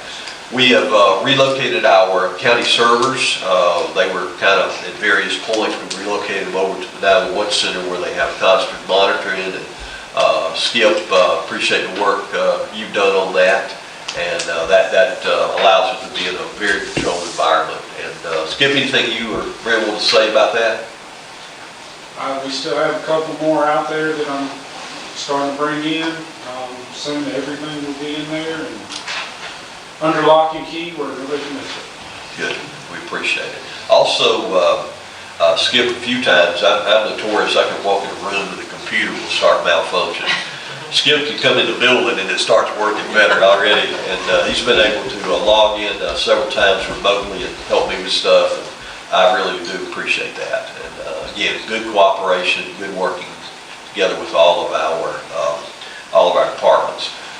Shooting range construction, we started that. We've done a lot of grading there, and I know Commissioner McCoy is actually working on the facility, and I think he wants to talk about that a little bit later today. But we've done a lot of grading there on the shotgun area. We need to go back out and kind of finish up the other two ranges. But there again, that's been a great project. It will be a great project. Also, right down the street from here, we've sold a tract of land, and we'll have a new industry moving in, and that's a great thing as well. And emergency management, I want to mention this because when we started talking about it, it's one thing that didn't immediately come into mind, but to me it was pretty important. Our emergency management team managed two hurricane scenarios, the winter storm. We've got a wall display system. We implemented Facebook notification to the general public, and there was a lot of work. I mean, we were very close to having some really severe times. The team worked real together. Everybody was over at the center. Everybody was participating. Just great ability to work together to be sure that everything gets done. Terrell and his crews were out clearing, doing a lot of work. Appreciate that. Sheriff's Office, Fire Department, all these guys were all working together, and that was a great thing. I want to come back to this slide after I have a chance to cover just a few other things. I'd ask the departments to give us some notes of what the accomplishments were this year, and I just kind of want to, I couldn't get all those into my notes, so I thought I'd just kind of go through the sheets. And I don't want to keep you guys long, but I do want to, let you understand what we've done. Too late, that's right. Out of Beverly Thomas's area, we've made progress with our codification of our county ordinances. That's very important. It's often overlooked, but it's very important. Back to employee wellness, we had free flu, pneumonia, shingle vaccines for this year. Our office processed 27 new employees in. They've worked on job descriptions. They've been updated from the various departments. And we've got a lot of goals for the upcoming year. A couple things back out of Public Works. As Tyrell said, we saved about $23,000 on the motor grader per Yancey with doing those repairs in-house. Again, very good move. Appreciate what the staff has done. Get into Bill and some of his, he wears a lot of hats for us. EMA, we mentioned already about the flooding back in 2015. While that's been a long time ago, there's still a lot of ongoing paperwork that works with that. Appreciate what he and his staff have done to be able to manage that. Graham and Montgomery Road, they'll be opening before the end of the year. July and Max Scott will probably be opening, I would say, right after, probably the end of January. So those will be moving well. They did an exercise through EMA down at the Cotton Picking Fair to be able to set up an emergency operations center, and this was a practice drill that will, come in handy if we ever need that. Wellness Committee, we've heard about that today. That is a big program, and it is a program that I know Bill is very passionate about it as well, and he does a good job. Judge Rasnick mentioned that out of probate court that they have transitioned to using the services of a contracted solicitor to a district attorney's office for prosecution, and this has saved the county about $9,000 a year, which is good. He also notes that the past year they brought in about $118,000 more than the previous year, and he's now going to be involved with appointed and charging of the grand jury. So there again, that helps move the court process forward, and we certainly need that. In terms of Ron's office, they have done, we started on the recodification of the codes. They've also amended the Texas year to include special events, shooting range, agritourism, and we've amended the alcohol ordinance to be able to regulate the use of special events. In addition to that, they've issued 61 new residential permits. I think 2 commercial permits, a cell tower, and one industrial permit, which at this point is just a land disturbance permit, but it's very soon going to turn into a new industrial permit. We'll mention that. In the areas of our tax offices, of course, we completed all of the things that we needed to be able to do for the tax digest. They're also doing their own ratio studies for 2018, helping to be able to keep the properties in order. We also have a aggressive pilot research of and discovery of timber harvesting. That's been something that's been problematic. We've gone out and we've done that, and they're working in conjunction with building and zoning. We've been able to update our delinquent mobile homes. We have 97 that they've been confirmed, turned over to the tax commissioner for levy purposes. And of course, Mendola Associates is going to be coming on to do the larger personal property audits. Out in our animal shelter, we repainted the office, added some kennels, added new washers and dryers. Their adoptions, they've had 169 adoptions, 190 transports since June. They're using procedures now to help cut down on parvo and others. And they built a cat display room. And we have now 2 animal control trucks running, operating every day, and they've installed some outside runs for the dogs to play outside. All of those things have been accomplished. At the same time, the financial management has, in my opinion, done very, very well this year. One of the biggest things and one of the greatest highlights that I believe is, you'll note there that for the first time in over 12 years, and 12 years was what I think Brent. And that's a minimum. I mean, since I've been here, every meeting I've ever been to, they've spoken about a TAM, and at one point it was $2.5 million, and that was kind of like a really, not such a great time for the county during that time. But it's been longer than 12. Sure, I know it has been. Yeah. So this year, for the first time in many years, the county did not need to finance the continued operation. That is, guys, that is a tremendous achievement. I know Bill and his staff have been working over the last few years and have created a trend to borrow less money and borrow it at a later time in the year. And things fell well this year. We may not be able to achieve this every year, but I will say that to get to that point this year, it is a tremendous, effort and tremendous accomplishment in my opinion. And we have, of course, we've talked with Moody's. That helps us with Moody's. If we can continue that trend, we will get an even better bond rating.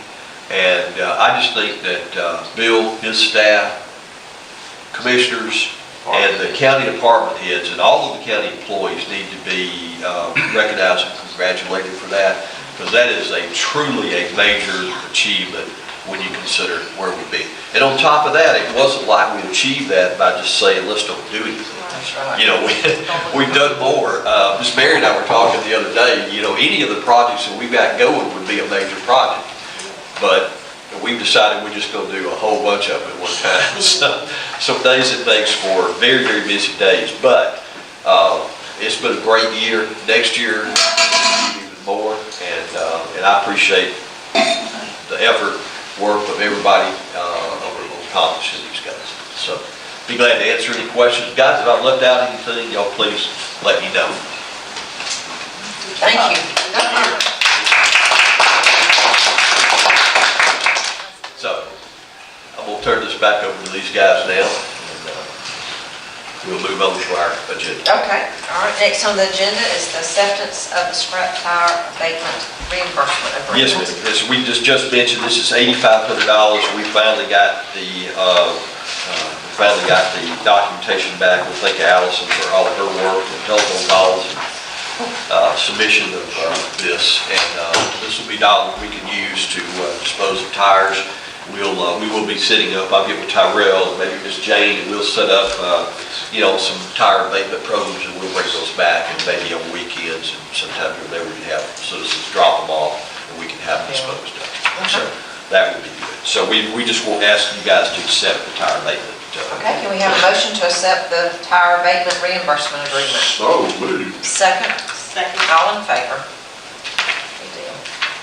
All right, next we have the change order for Montgomery Road. Chairman Commissioners, we had a contract on Montgomery Road to do the culvert replacement. As it turned out, when we were looking, the road, I think it had finally dried up. It just sort of shifted down and fell and came apart in some areas.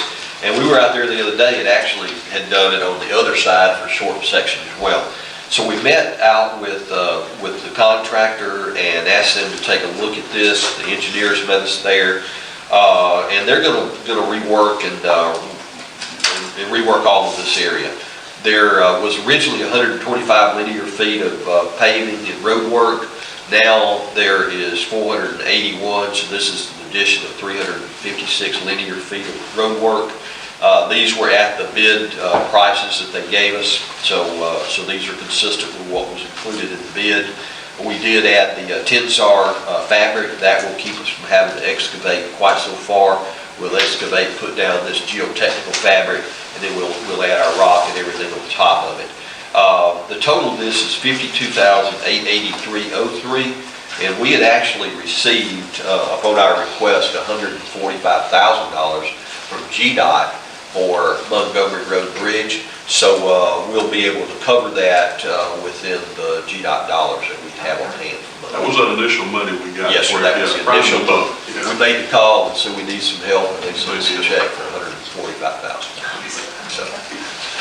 So we recommend acceptance of that. And that road, they're working very hard on it. Ms. Mayor, I know you get a lot of calls. I checked it yesterday. Did you? How's it looking? Good. I think that they'll finish it up before the end of the year. Whether Christmas doesn't get in the way. All right, can we have a motion to accept the change order for Montgomery Road? So moved. Second? Second. All in favor? All right, next we have the acceptance of the grand jury. Appreciate it. Yes, ma'am. And wanted to mention one thing on that. The grand jury had actually recommended some increases on grand juror fees and bailiff fees. My recommendation at this time, since we've already completed the budget, and that we need to, we've already completed the budget, and We did not include any increases. My recommendation would be that we not really do anything with this right now. We accept it, but we not increase those fees until we can get to a point where we budget for those, okay? All right, can we have a motion to accept their acceptance with the change that we consider the monetary increases within the next budget? Within the next budget. Okay. So moved, Do I have Madam a Chair. second? Second. All in favor?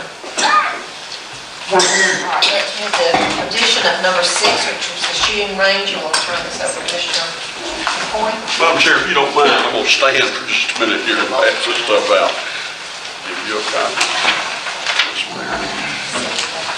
Sure would pass. Let's see, you already have one, I believe. Tyrell, you're younger than I am. Come up here. Yeah. I'll tell you a little This is bit kind about of a this. man that walked about 4 or 5 miles here a couple of weekends ago through the That's right. trail. Give one to Ron, if you would. Okay. I'll kind of run over that right quick. I think one of the reasons for doing this is the shooting range, and we're kind of under the gun, folks. Let me tell you what's going on. We have an NRA grant that was given to us to go and get this underway and get some things done. And Mr. Theron showed you a while ago some of the dirt we've moved and some of the things that we've accomplished. We want to take this a step further and at least have it on record, definitely have it on record as to what we're doing and how we're hoping to proceed. Now, this is rather a down and dirty drawing that I've done here for you. It's very, very basic. I didn't put a lot of frills, but you may see. What you see here is a 40-foot by 32-foot structure. The back of this structure is open. You see something sitting out there in the middle, and that's something we can do later on. That is an open 12-foot porch back there with a fireplace. We can use that as a fireplace, we can use it as a grilling pit, we can do different things. I don't want to get to the point where we're actually cooking and food here at this location. I think Ron has told me about that before. If you cross that bridge, then you've got to do a lot of hoops you have to jump through in order to do it. So what I've done is you look at this drawing, I went ahead and put roughly 8-inch walls on this thing where we can get plenty of insulation all the way around it. As you walk through the front door here, to the left, the bathroom you see there, I'm thinking will be the men's bathroom. To the right will be the ladies' bathroom. Notice the door swings. Everything is swinging open like it should be. I think that's one of the ADA requirements also, and it's also a safety requirement that doors swing open. Now, as you move in, you see, and this is about as symmetrical as I can make it. On the left, as you look from that front door, there is a storage room here that Mr. Theron and I talked about. On the right, I have done a bathroom that meets ADA. It would have a lavatory and it would also have a changing table in there, but my program does not have a changing table, so I was not able to draw it on there. But it would be just immediately to the left as you went through the door. I think what I've done, I've taken the one restroom to make sure that I meet all ADA requirements. Will that take care of it, Ron? Yeah. Okay, that's done. What you see to the right there's a bank of cabinets in this little kitchen area. There is a refrigerator on the end. The only other appliance would be a microwave. And then you've got a counter coming out there in the center. The entire room out here in the front is open. Very sparse. I didn't do anything with behind those bathrooms. I thought we could just leave the windows off. We don't need all that stuff out there if we don't need it. And so it provides of course we're looking at building this on a slab. The only thing that I would want to do right now in the rear back there where that fireplace is dig down enough and put plenty of rebar there so you could always come back later and do this. So this building, I'm thinking something that we can frame and just come back and put maybe vinyl siding or something of that nature. And on top of this, it'll be a roof with about a 4 and 12 pitch.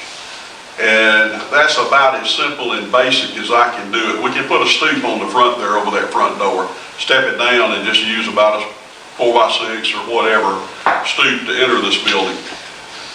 Do you have questions? Now, this will be for the people there at the range to have their briefings, their training, whatever classroom activity they need to have.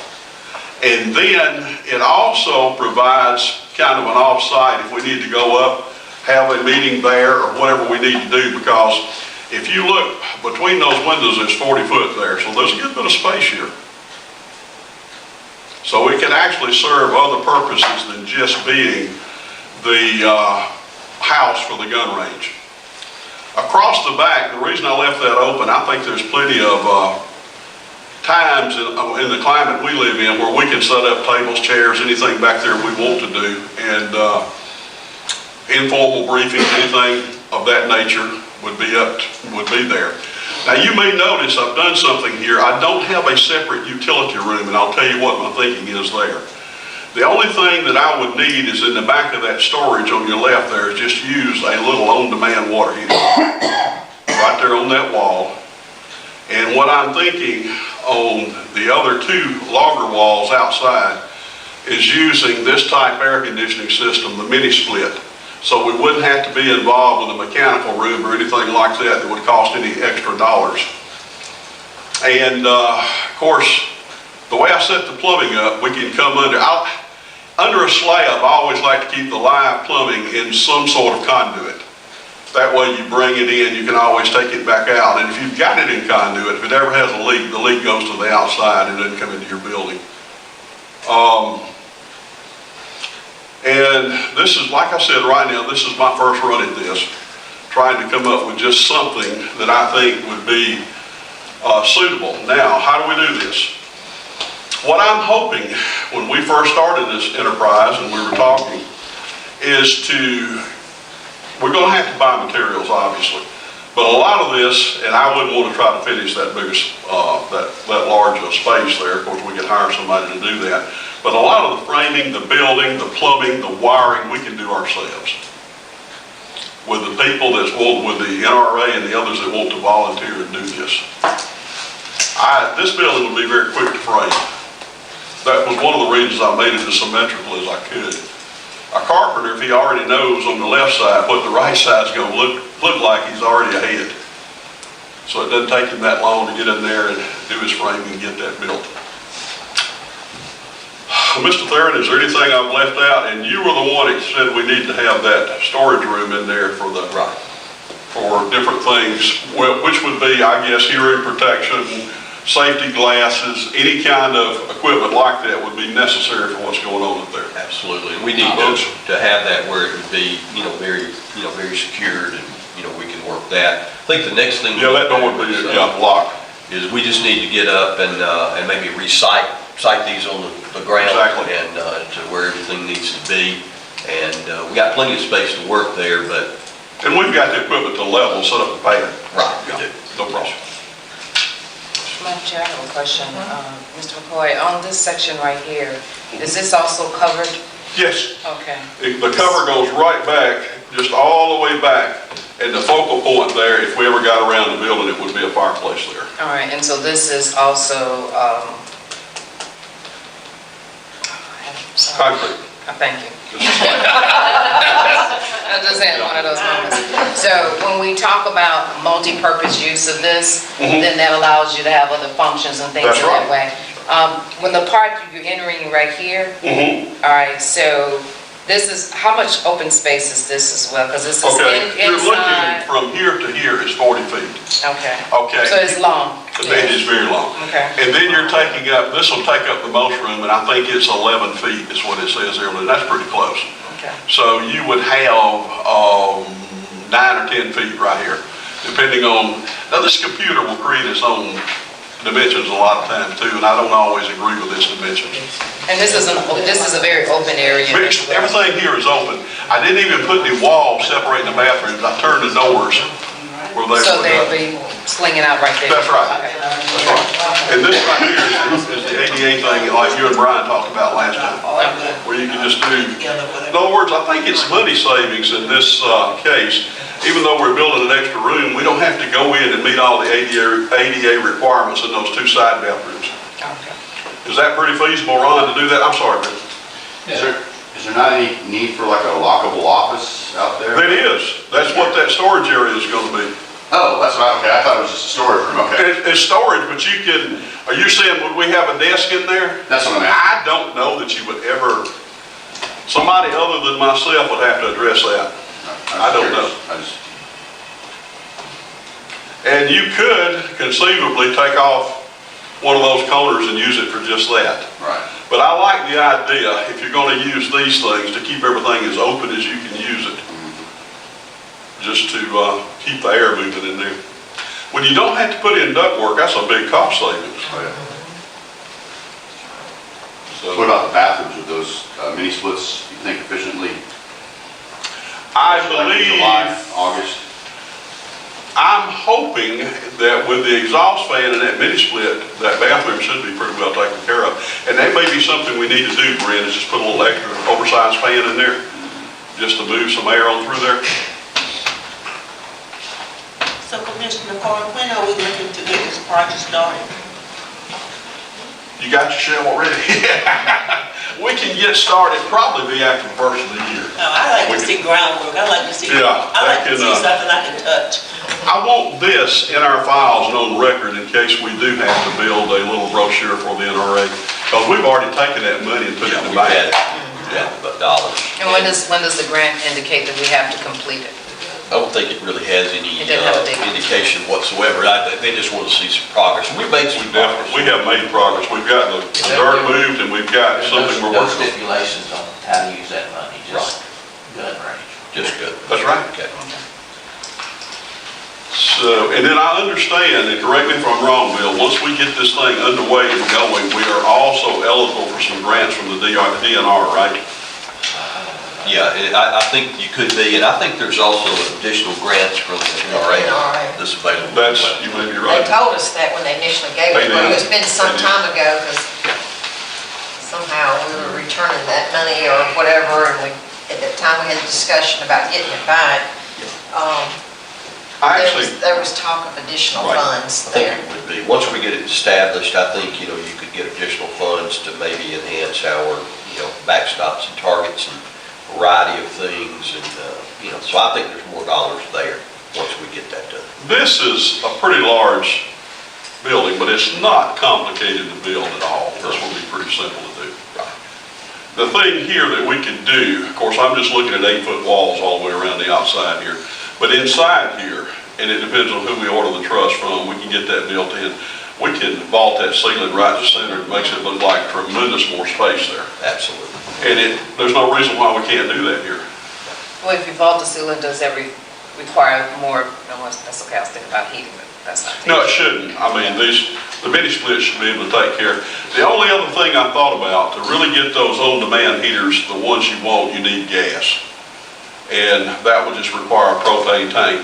And if we've got a propane tank, we can always come through the wall with a heater if we need to. That's right.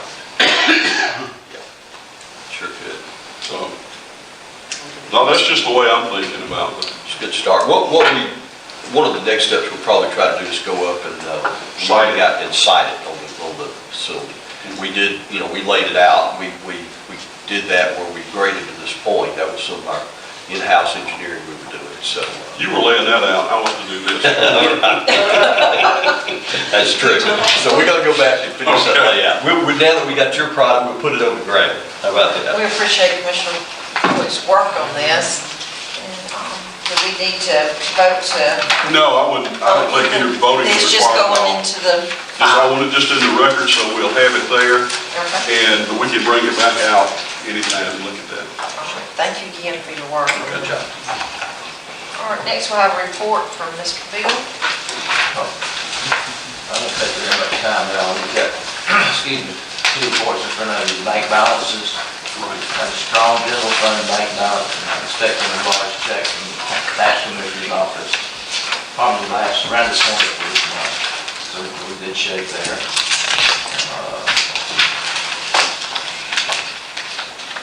Got a lot of money in the fire bond account that I like to spend. We will.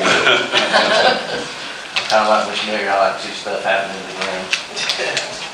That's coming up. On the tax analysis, there is an error on under that outstanding column, down at the very bottom, under totals, that 399 and 369 is not correct. That's just years 09 through 16. The grand total is $4,546,796.06. Of that, the 399 and 369 is what's owed from years 09 through 2016. Oh, okay. And of that 399, 220 of it, almost 221 is 2016, which she's collected 96.38. I'd like to see that number get up to about 99%. So, but each month, as I prepared this report, even as far back as 09, there's money coming in, albeit it's not very much, but it's still some. That's all I have, unless you have any questions.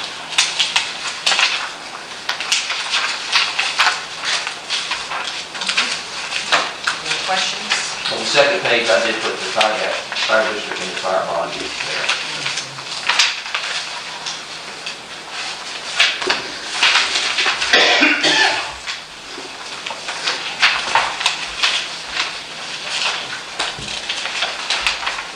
Okay, if there's nothing else, we'll move on to a report from Mr. Kenny. Chairman, Commissioners, I've talked quite a bit today, so I won't bore you long. I just will note that we did attend a meeting on a couple bridge projects down at GDOT, and for the sake of time, what I'll probably do is just give you guys a report on that maybe at your next meeting. But it was a good meeting. I think we added a lot to the conversation about how we could save some dollars. Methane monitoring has been completed for the month of November at landfill. Everything is fine. We had some time volunteered at the Lake Meriwether Trail, doing trail markings. As mentioned earlier, Justin Bullock Road, section of that is closed for a culvert repair. We worked on right-of-way and other things at both Justin Bullock and Max Scott. We met with the new DFAX office manager. We attended the GDOT meeting I mentioned earlier. We met on the Montgomery Road project to deal with the extra road sections. Met with the new director of Three Rivers, attended the IDA meeting, Lake Meriwether Board meeting, Recreation Board meeting, and just been a incredibly busy month of December. I have one thing I want to mention on the Judson Bullock project. Between the railroad crossing and working on the road, there is one house there. Okay. The railroad already continuously blocks that crossing. Okay. It was Monday afternoon, the homeowner gets ready to leave, the railroad crossing is blocked. They can't go the other way because the road is under construction. Okay. I don't know what we might be able to do with CSX or whatever, but I mean, they're notorious for blocking that crossing anyway. But now we've got one homeowner that is trapped. Okay. Till this construction is over, if they block that crossing. Okay. I will call CSX and let them know about that. There's a dirt road, and I don't know where it goes. It's on the other side of the It's on railroad. the other side of the railroad. So unless they can go on their neighbor's property somehow and come out on the other side of the road construction, but I don't know that, I mean, I was thinking about it. I think that's too far. It's not down far enough for them to even be able to do that if there was an emergency. If there was an emergency, there'd be no way to get into that one property owner. I'll call CSX today about that. And it's the Rasnick's home that is, not Judge Rasnick, but it's actually his brother who lives there. Okay. All right. We'll check on that. We'll also let public safety know that Yeah, situation. I see, yeah, because like I said, there's no way in or out. Might be cheaper to rent a helicopter than they do. It'll be quicker anyway. They are so bad about blocking that road though, and I'm talking about for extended periods of time anyway. And they'll tell you they don't, we don't Oh, do but that. they do. But they do. I've been By stuck law, there they can more only than one block it time. so long, but they go by that. I'll contact them. Okay. All right, we'll move on to a report from county commissioners. Commissioner Wright. All right, I'd like to take this opportunity to wish everyone a very, very Merry Christmas, and also special thanks to Miss Susan and Miss Jane, who just left the room, for your gift. I really appreciate it. And also, we received our invitation for the city of Greenwood to participate in their parade, and I would like to say that I will be representing the Meriwether County Commissioner with a car in that parade. And we're gonna purchase some candy to be able to look out to the children. So the parade is Friday at 5:30. Okay. That's it. All right, I have a couple of things I want to mention. In the city of Warm Springs, over the last couple of weeks, we've had 2 new businesses to open. One is called the Bluebird Cottage. It's located really sort of close to Max Barbecue and where the Thai restaurant was. But it's a gift shop, and it's all American-made products. So if you have the opportunity to stop by there, they have some neat things, gourmet foods, and but just a mixture of other gifts. And then go right around the corner between the dressing room and the Bullock House, and Warm Springs Cellars had their grand opening this past Saturday. They had really hoped to be open before that time. It had some issues with their roof, but they will have wine tasting, they will have craft beer, and they have real hopes to provide some kind of nightlife or opportunities to dine or do things after hours in Warm Springs. I mean, if you know, of course, everything closed. Even the restaurants are closed early. So we're hoping maybe with them open, maybe they'll give us some incentives with some of the shops to be open and take advantage of those people that are around after hours. Most of the shops were open on Thanksgiving Day in Warm Springs because the Bullock House does serve probably close to 1,000 people on that day. And it was a tremendous day in Warm Springs. I was open, I was there. And not only did we have people coming to eat at the Bullock House, but there were people who were staying at Callaway or at the state park. Their family was getting together that evening or whatever, but they wanted something to do during the day, and I just could not believe the amount of people who were in town. And I mean, at about 3 o'clock or so, most of the stores closed and the crowd began to go away. But it was a good day in Warm Springs. I mentioned to you about the Jackson Bullock. I do appreciate Miss Jane giving us the opportunity to tour the park. Once again, we did it with the water and sewer and some other people in the community. And it was informative as always. And one of our businesses there, Mondo, Plant 1 and 2, have been collecting toys and canned goods for needy in the community. And that day I was able to bring quite a load back, and all of the toys I took to D-bags for them to use for their children that they have to take out in emergency situations. You know, they come with little or nothing when they do, and we're going to have one more collection for us to pick up, and we'll make sure those get distributed to people all within Meriwether County. And that was the casting plant that we collected from the other day, and the G1 plant, we still got to get some things from them. And then also had the opportunity to attend the legislative meeting that Commissioner Hines organized, and I'm sure she'll have more to say about that.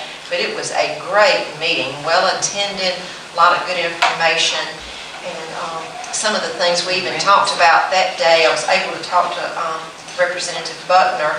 Even this morning she had called, and one of the things I know that we talked about that day was the compensation for law enforcement. She was in a meeting yesterday about that, and there's been some progress made that she will be getting back with us on that, and perhaps some opportunities to help the county do that without an unfunded mandate. So hopefully that's... I thought you was going in the other direction. No, and that's what she said. In fact, she was headed to Atlanta this morning, and I mean, and like I said, I can't convey all the information that she said. I mean, I don't even remember what all she said, but one of the things they've about decided the state is somewhat responsible for compensation of sheriff's offices. If you don't, because they fall under the constitutional offices as opposed to the county. So you know, like I said, it sounded good, and like she assured us that she would not support anything that was unfunded. So hopefully we'll be hearing something back from her on that. And if you don't mind, just elaborate just a little for those who don't know, that there is a proposal to mandate that counties and cities pay law enforcement a guaranteed salary. That's kind of like where that conversation came from, and that would be a major burden on municipalities and counties without, all of us rural ones, especially rural. I mean, I just think that that's far-reaching for the state, but that is the thing that was brought up in that meeting. And there had been some talk last year of trying to use a 1% sales tax or whatever, and I didn't get through with that, but like I said, there's still some discussion, but she was very upbeat and positive about the results from her meeting yesterday, so we'll look forward to hearing that. But again, thank you for organizing that. Like I said, I'm sure you'll have more to say on it, but it was a very good meeting. And I too just want to say Merry Christmas to everyone. I hope everyone has a great holiday season. Look forward to the new year. We have gotten a lot accomplished this year within the county, but we have a lot more we want to do.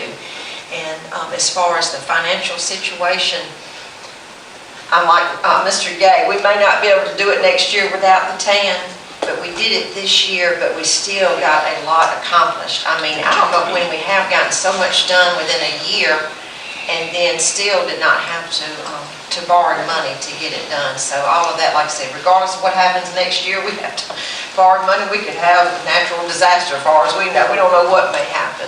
But this year, it is quite an accomplishment, and it is due to our leadership with Mr. Gay, our department heads, our constitutional officers, and then employees in general. Again, Merry Christmas and Happy New Year. All right. I'm going to start off with kind of a sad note, but it's also a congratulatory note too, I think. We lost a individual in our community there probably, I want to say yesterday. It could have been yesterday, it could have been before. But it had to involve a search to try and see if they could find him. He is related to Eddie Cochran, that's his brother-in-law. Mr. Bill Caldwell was 70 years old, and he had been suffering here lately from some sort of mental problems, which were more or less, where he couldn't function or didn't function as well.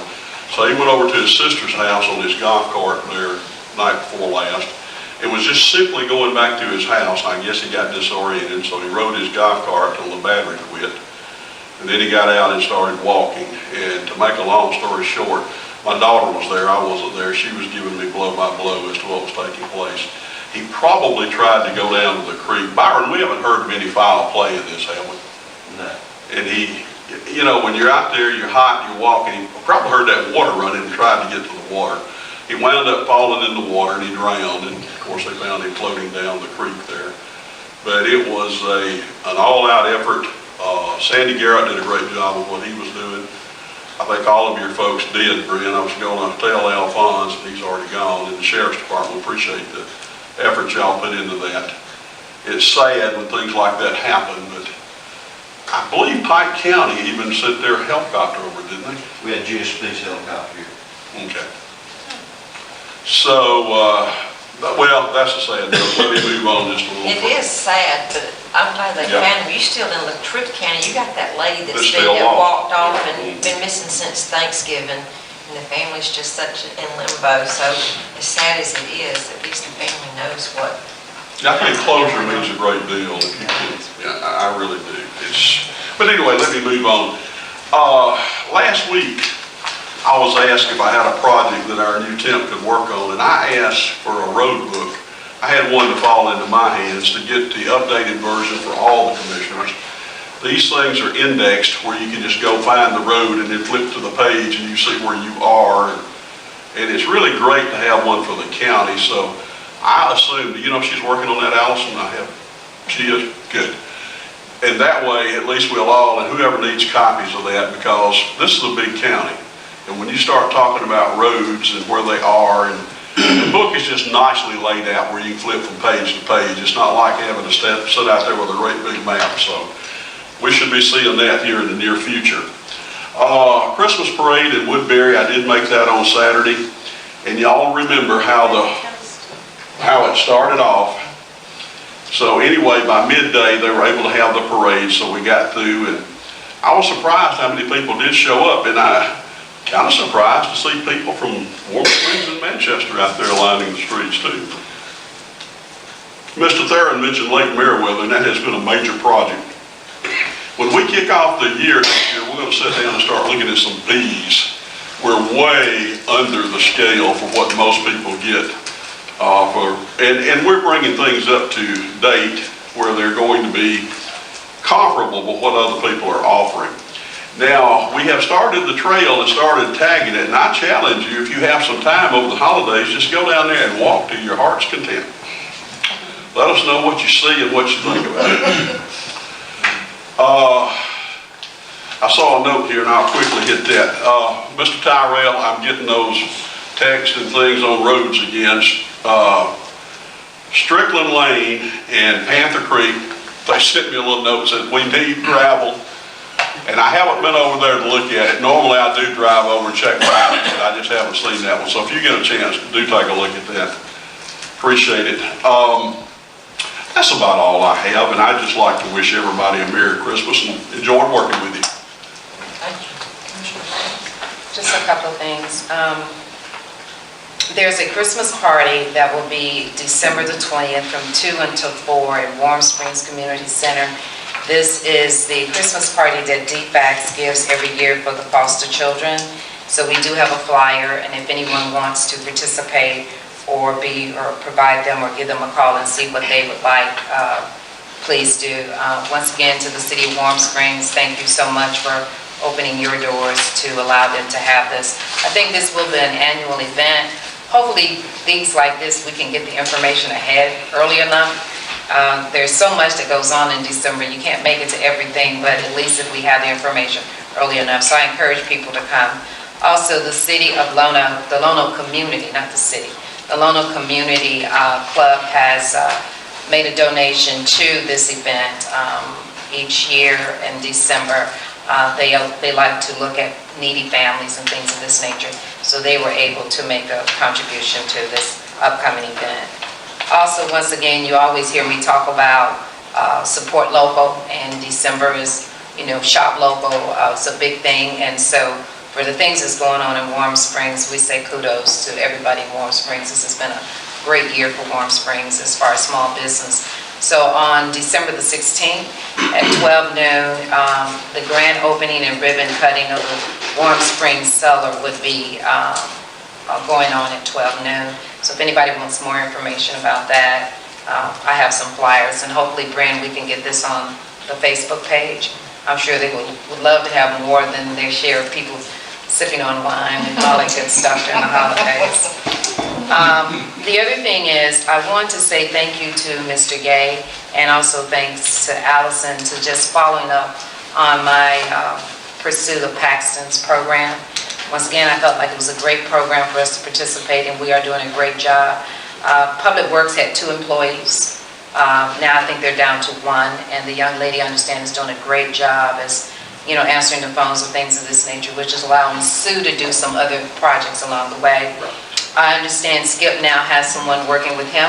Is that true, Skip? Yes, ma'am. And how is this gentleman doing? Very good. And I've heard good things, very good things. And then also here at the county, we've brought on a young lady by the name of Raven. I was hoping she can come in and introduce herself, but she's probably answering the phones. So once again, appreciate it. And building books. So for those businesses and other municipalities in the county, we encourage people to take advantage of this program. This is a program where the young people who are between the age of 18 and 24, give them an opportunity to work, give them an opportunity to build on their resume. And so what a better way to do it is locally here to support them. And so once again, I thank the county for doing this. And so far, I think it's been quite successful. My last thing is, once again, I want to thank the board for allowing me to put together our legislative meeting. I think it went very well. We had a great turnout. The representative from ACCG did a fabulous job facilitating. It was very eye-opening. Once again, just a lot of information, kind of hard to recap everything, but out of that discussion, we have decided with ACCG that after the legislative ends in March, we're going to put another meeting together, but it will be a regional meeting. It will be in West Central Georgia, and then we will recap everything that they've done, and we'll bring the other commissioners from the other areas to, not commissioners, representatives to come, because unfortunately there are a lot of decisions that are being made at the legislative level that has such an impact on the counties. And I think one of the things that I got out of it, other than the rural broadband, was the definition of rural. When you talk about services and mandates, you know, even Cherokee County can consider itself rural. I mean, for us, we don't think of it as rural, but when we talk about certain services, they may fall in that category. So, but once again, appreciate the board's support and looking forward to it. Getting more information that will be helpful to us. I also like to wish everyone a Merry Christmas and a Happy New Year. It has been a busy year for us, but it's been a great year. And just once again, thank the board as well as Mr. Gay and his staff. You all have always stepped up to the plate and then some, so I appreciate it. Thank you. Ms. Henderson? I'm going to echo a lot of what everybody else has said. Just from listening to Mr. Gay's recitation of all of the accomplishments in 2017, just like to say how proud I am to be affiliated with this board and with this county. I'd also like to say Merry Christmas, and I wish everybody a healthy and happy 2018, and look forward to accomplishing even more good things with this county.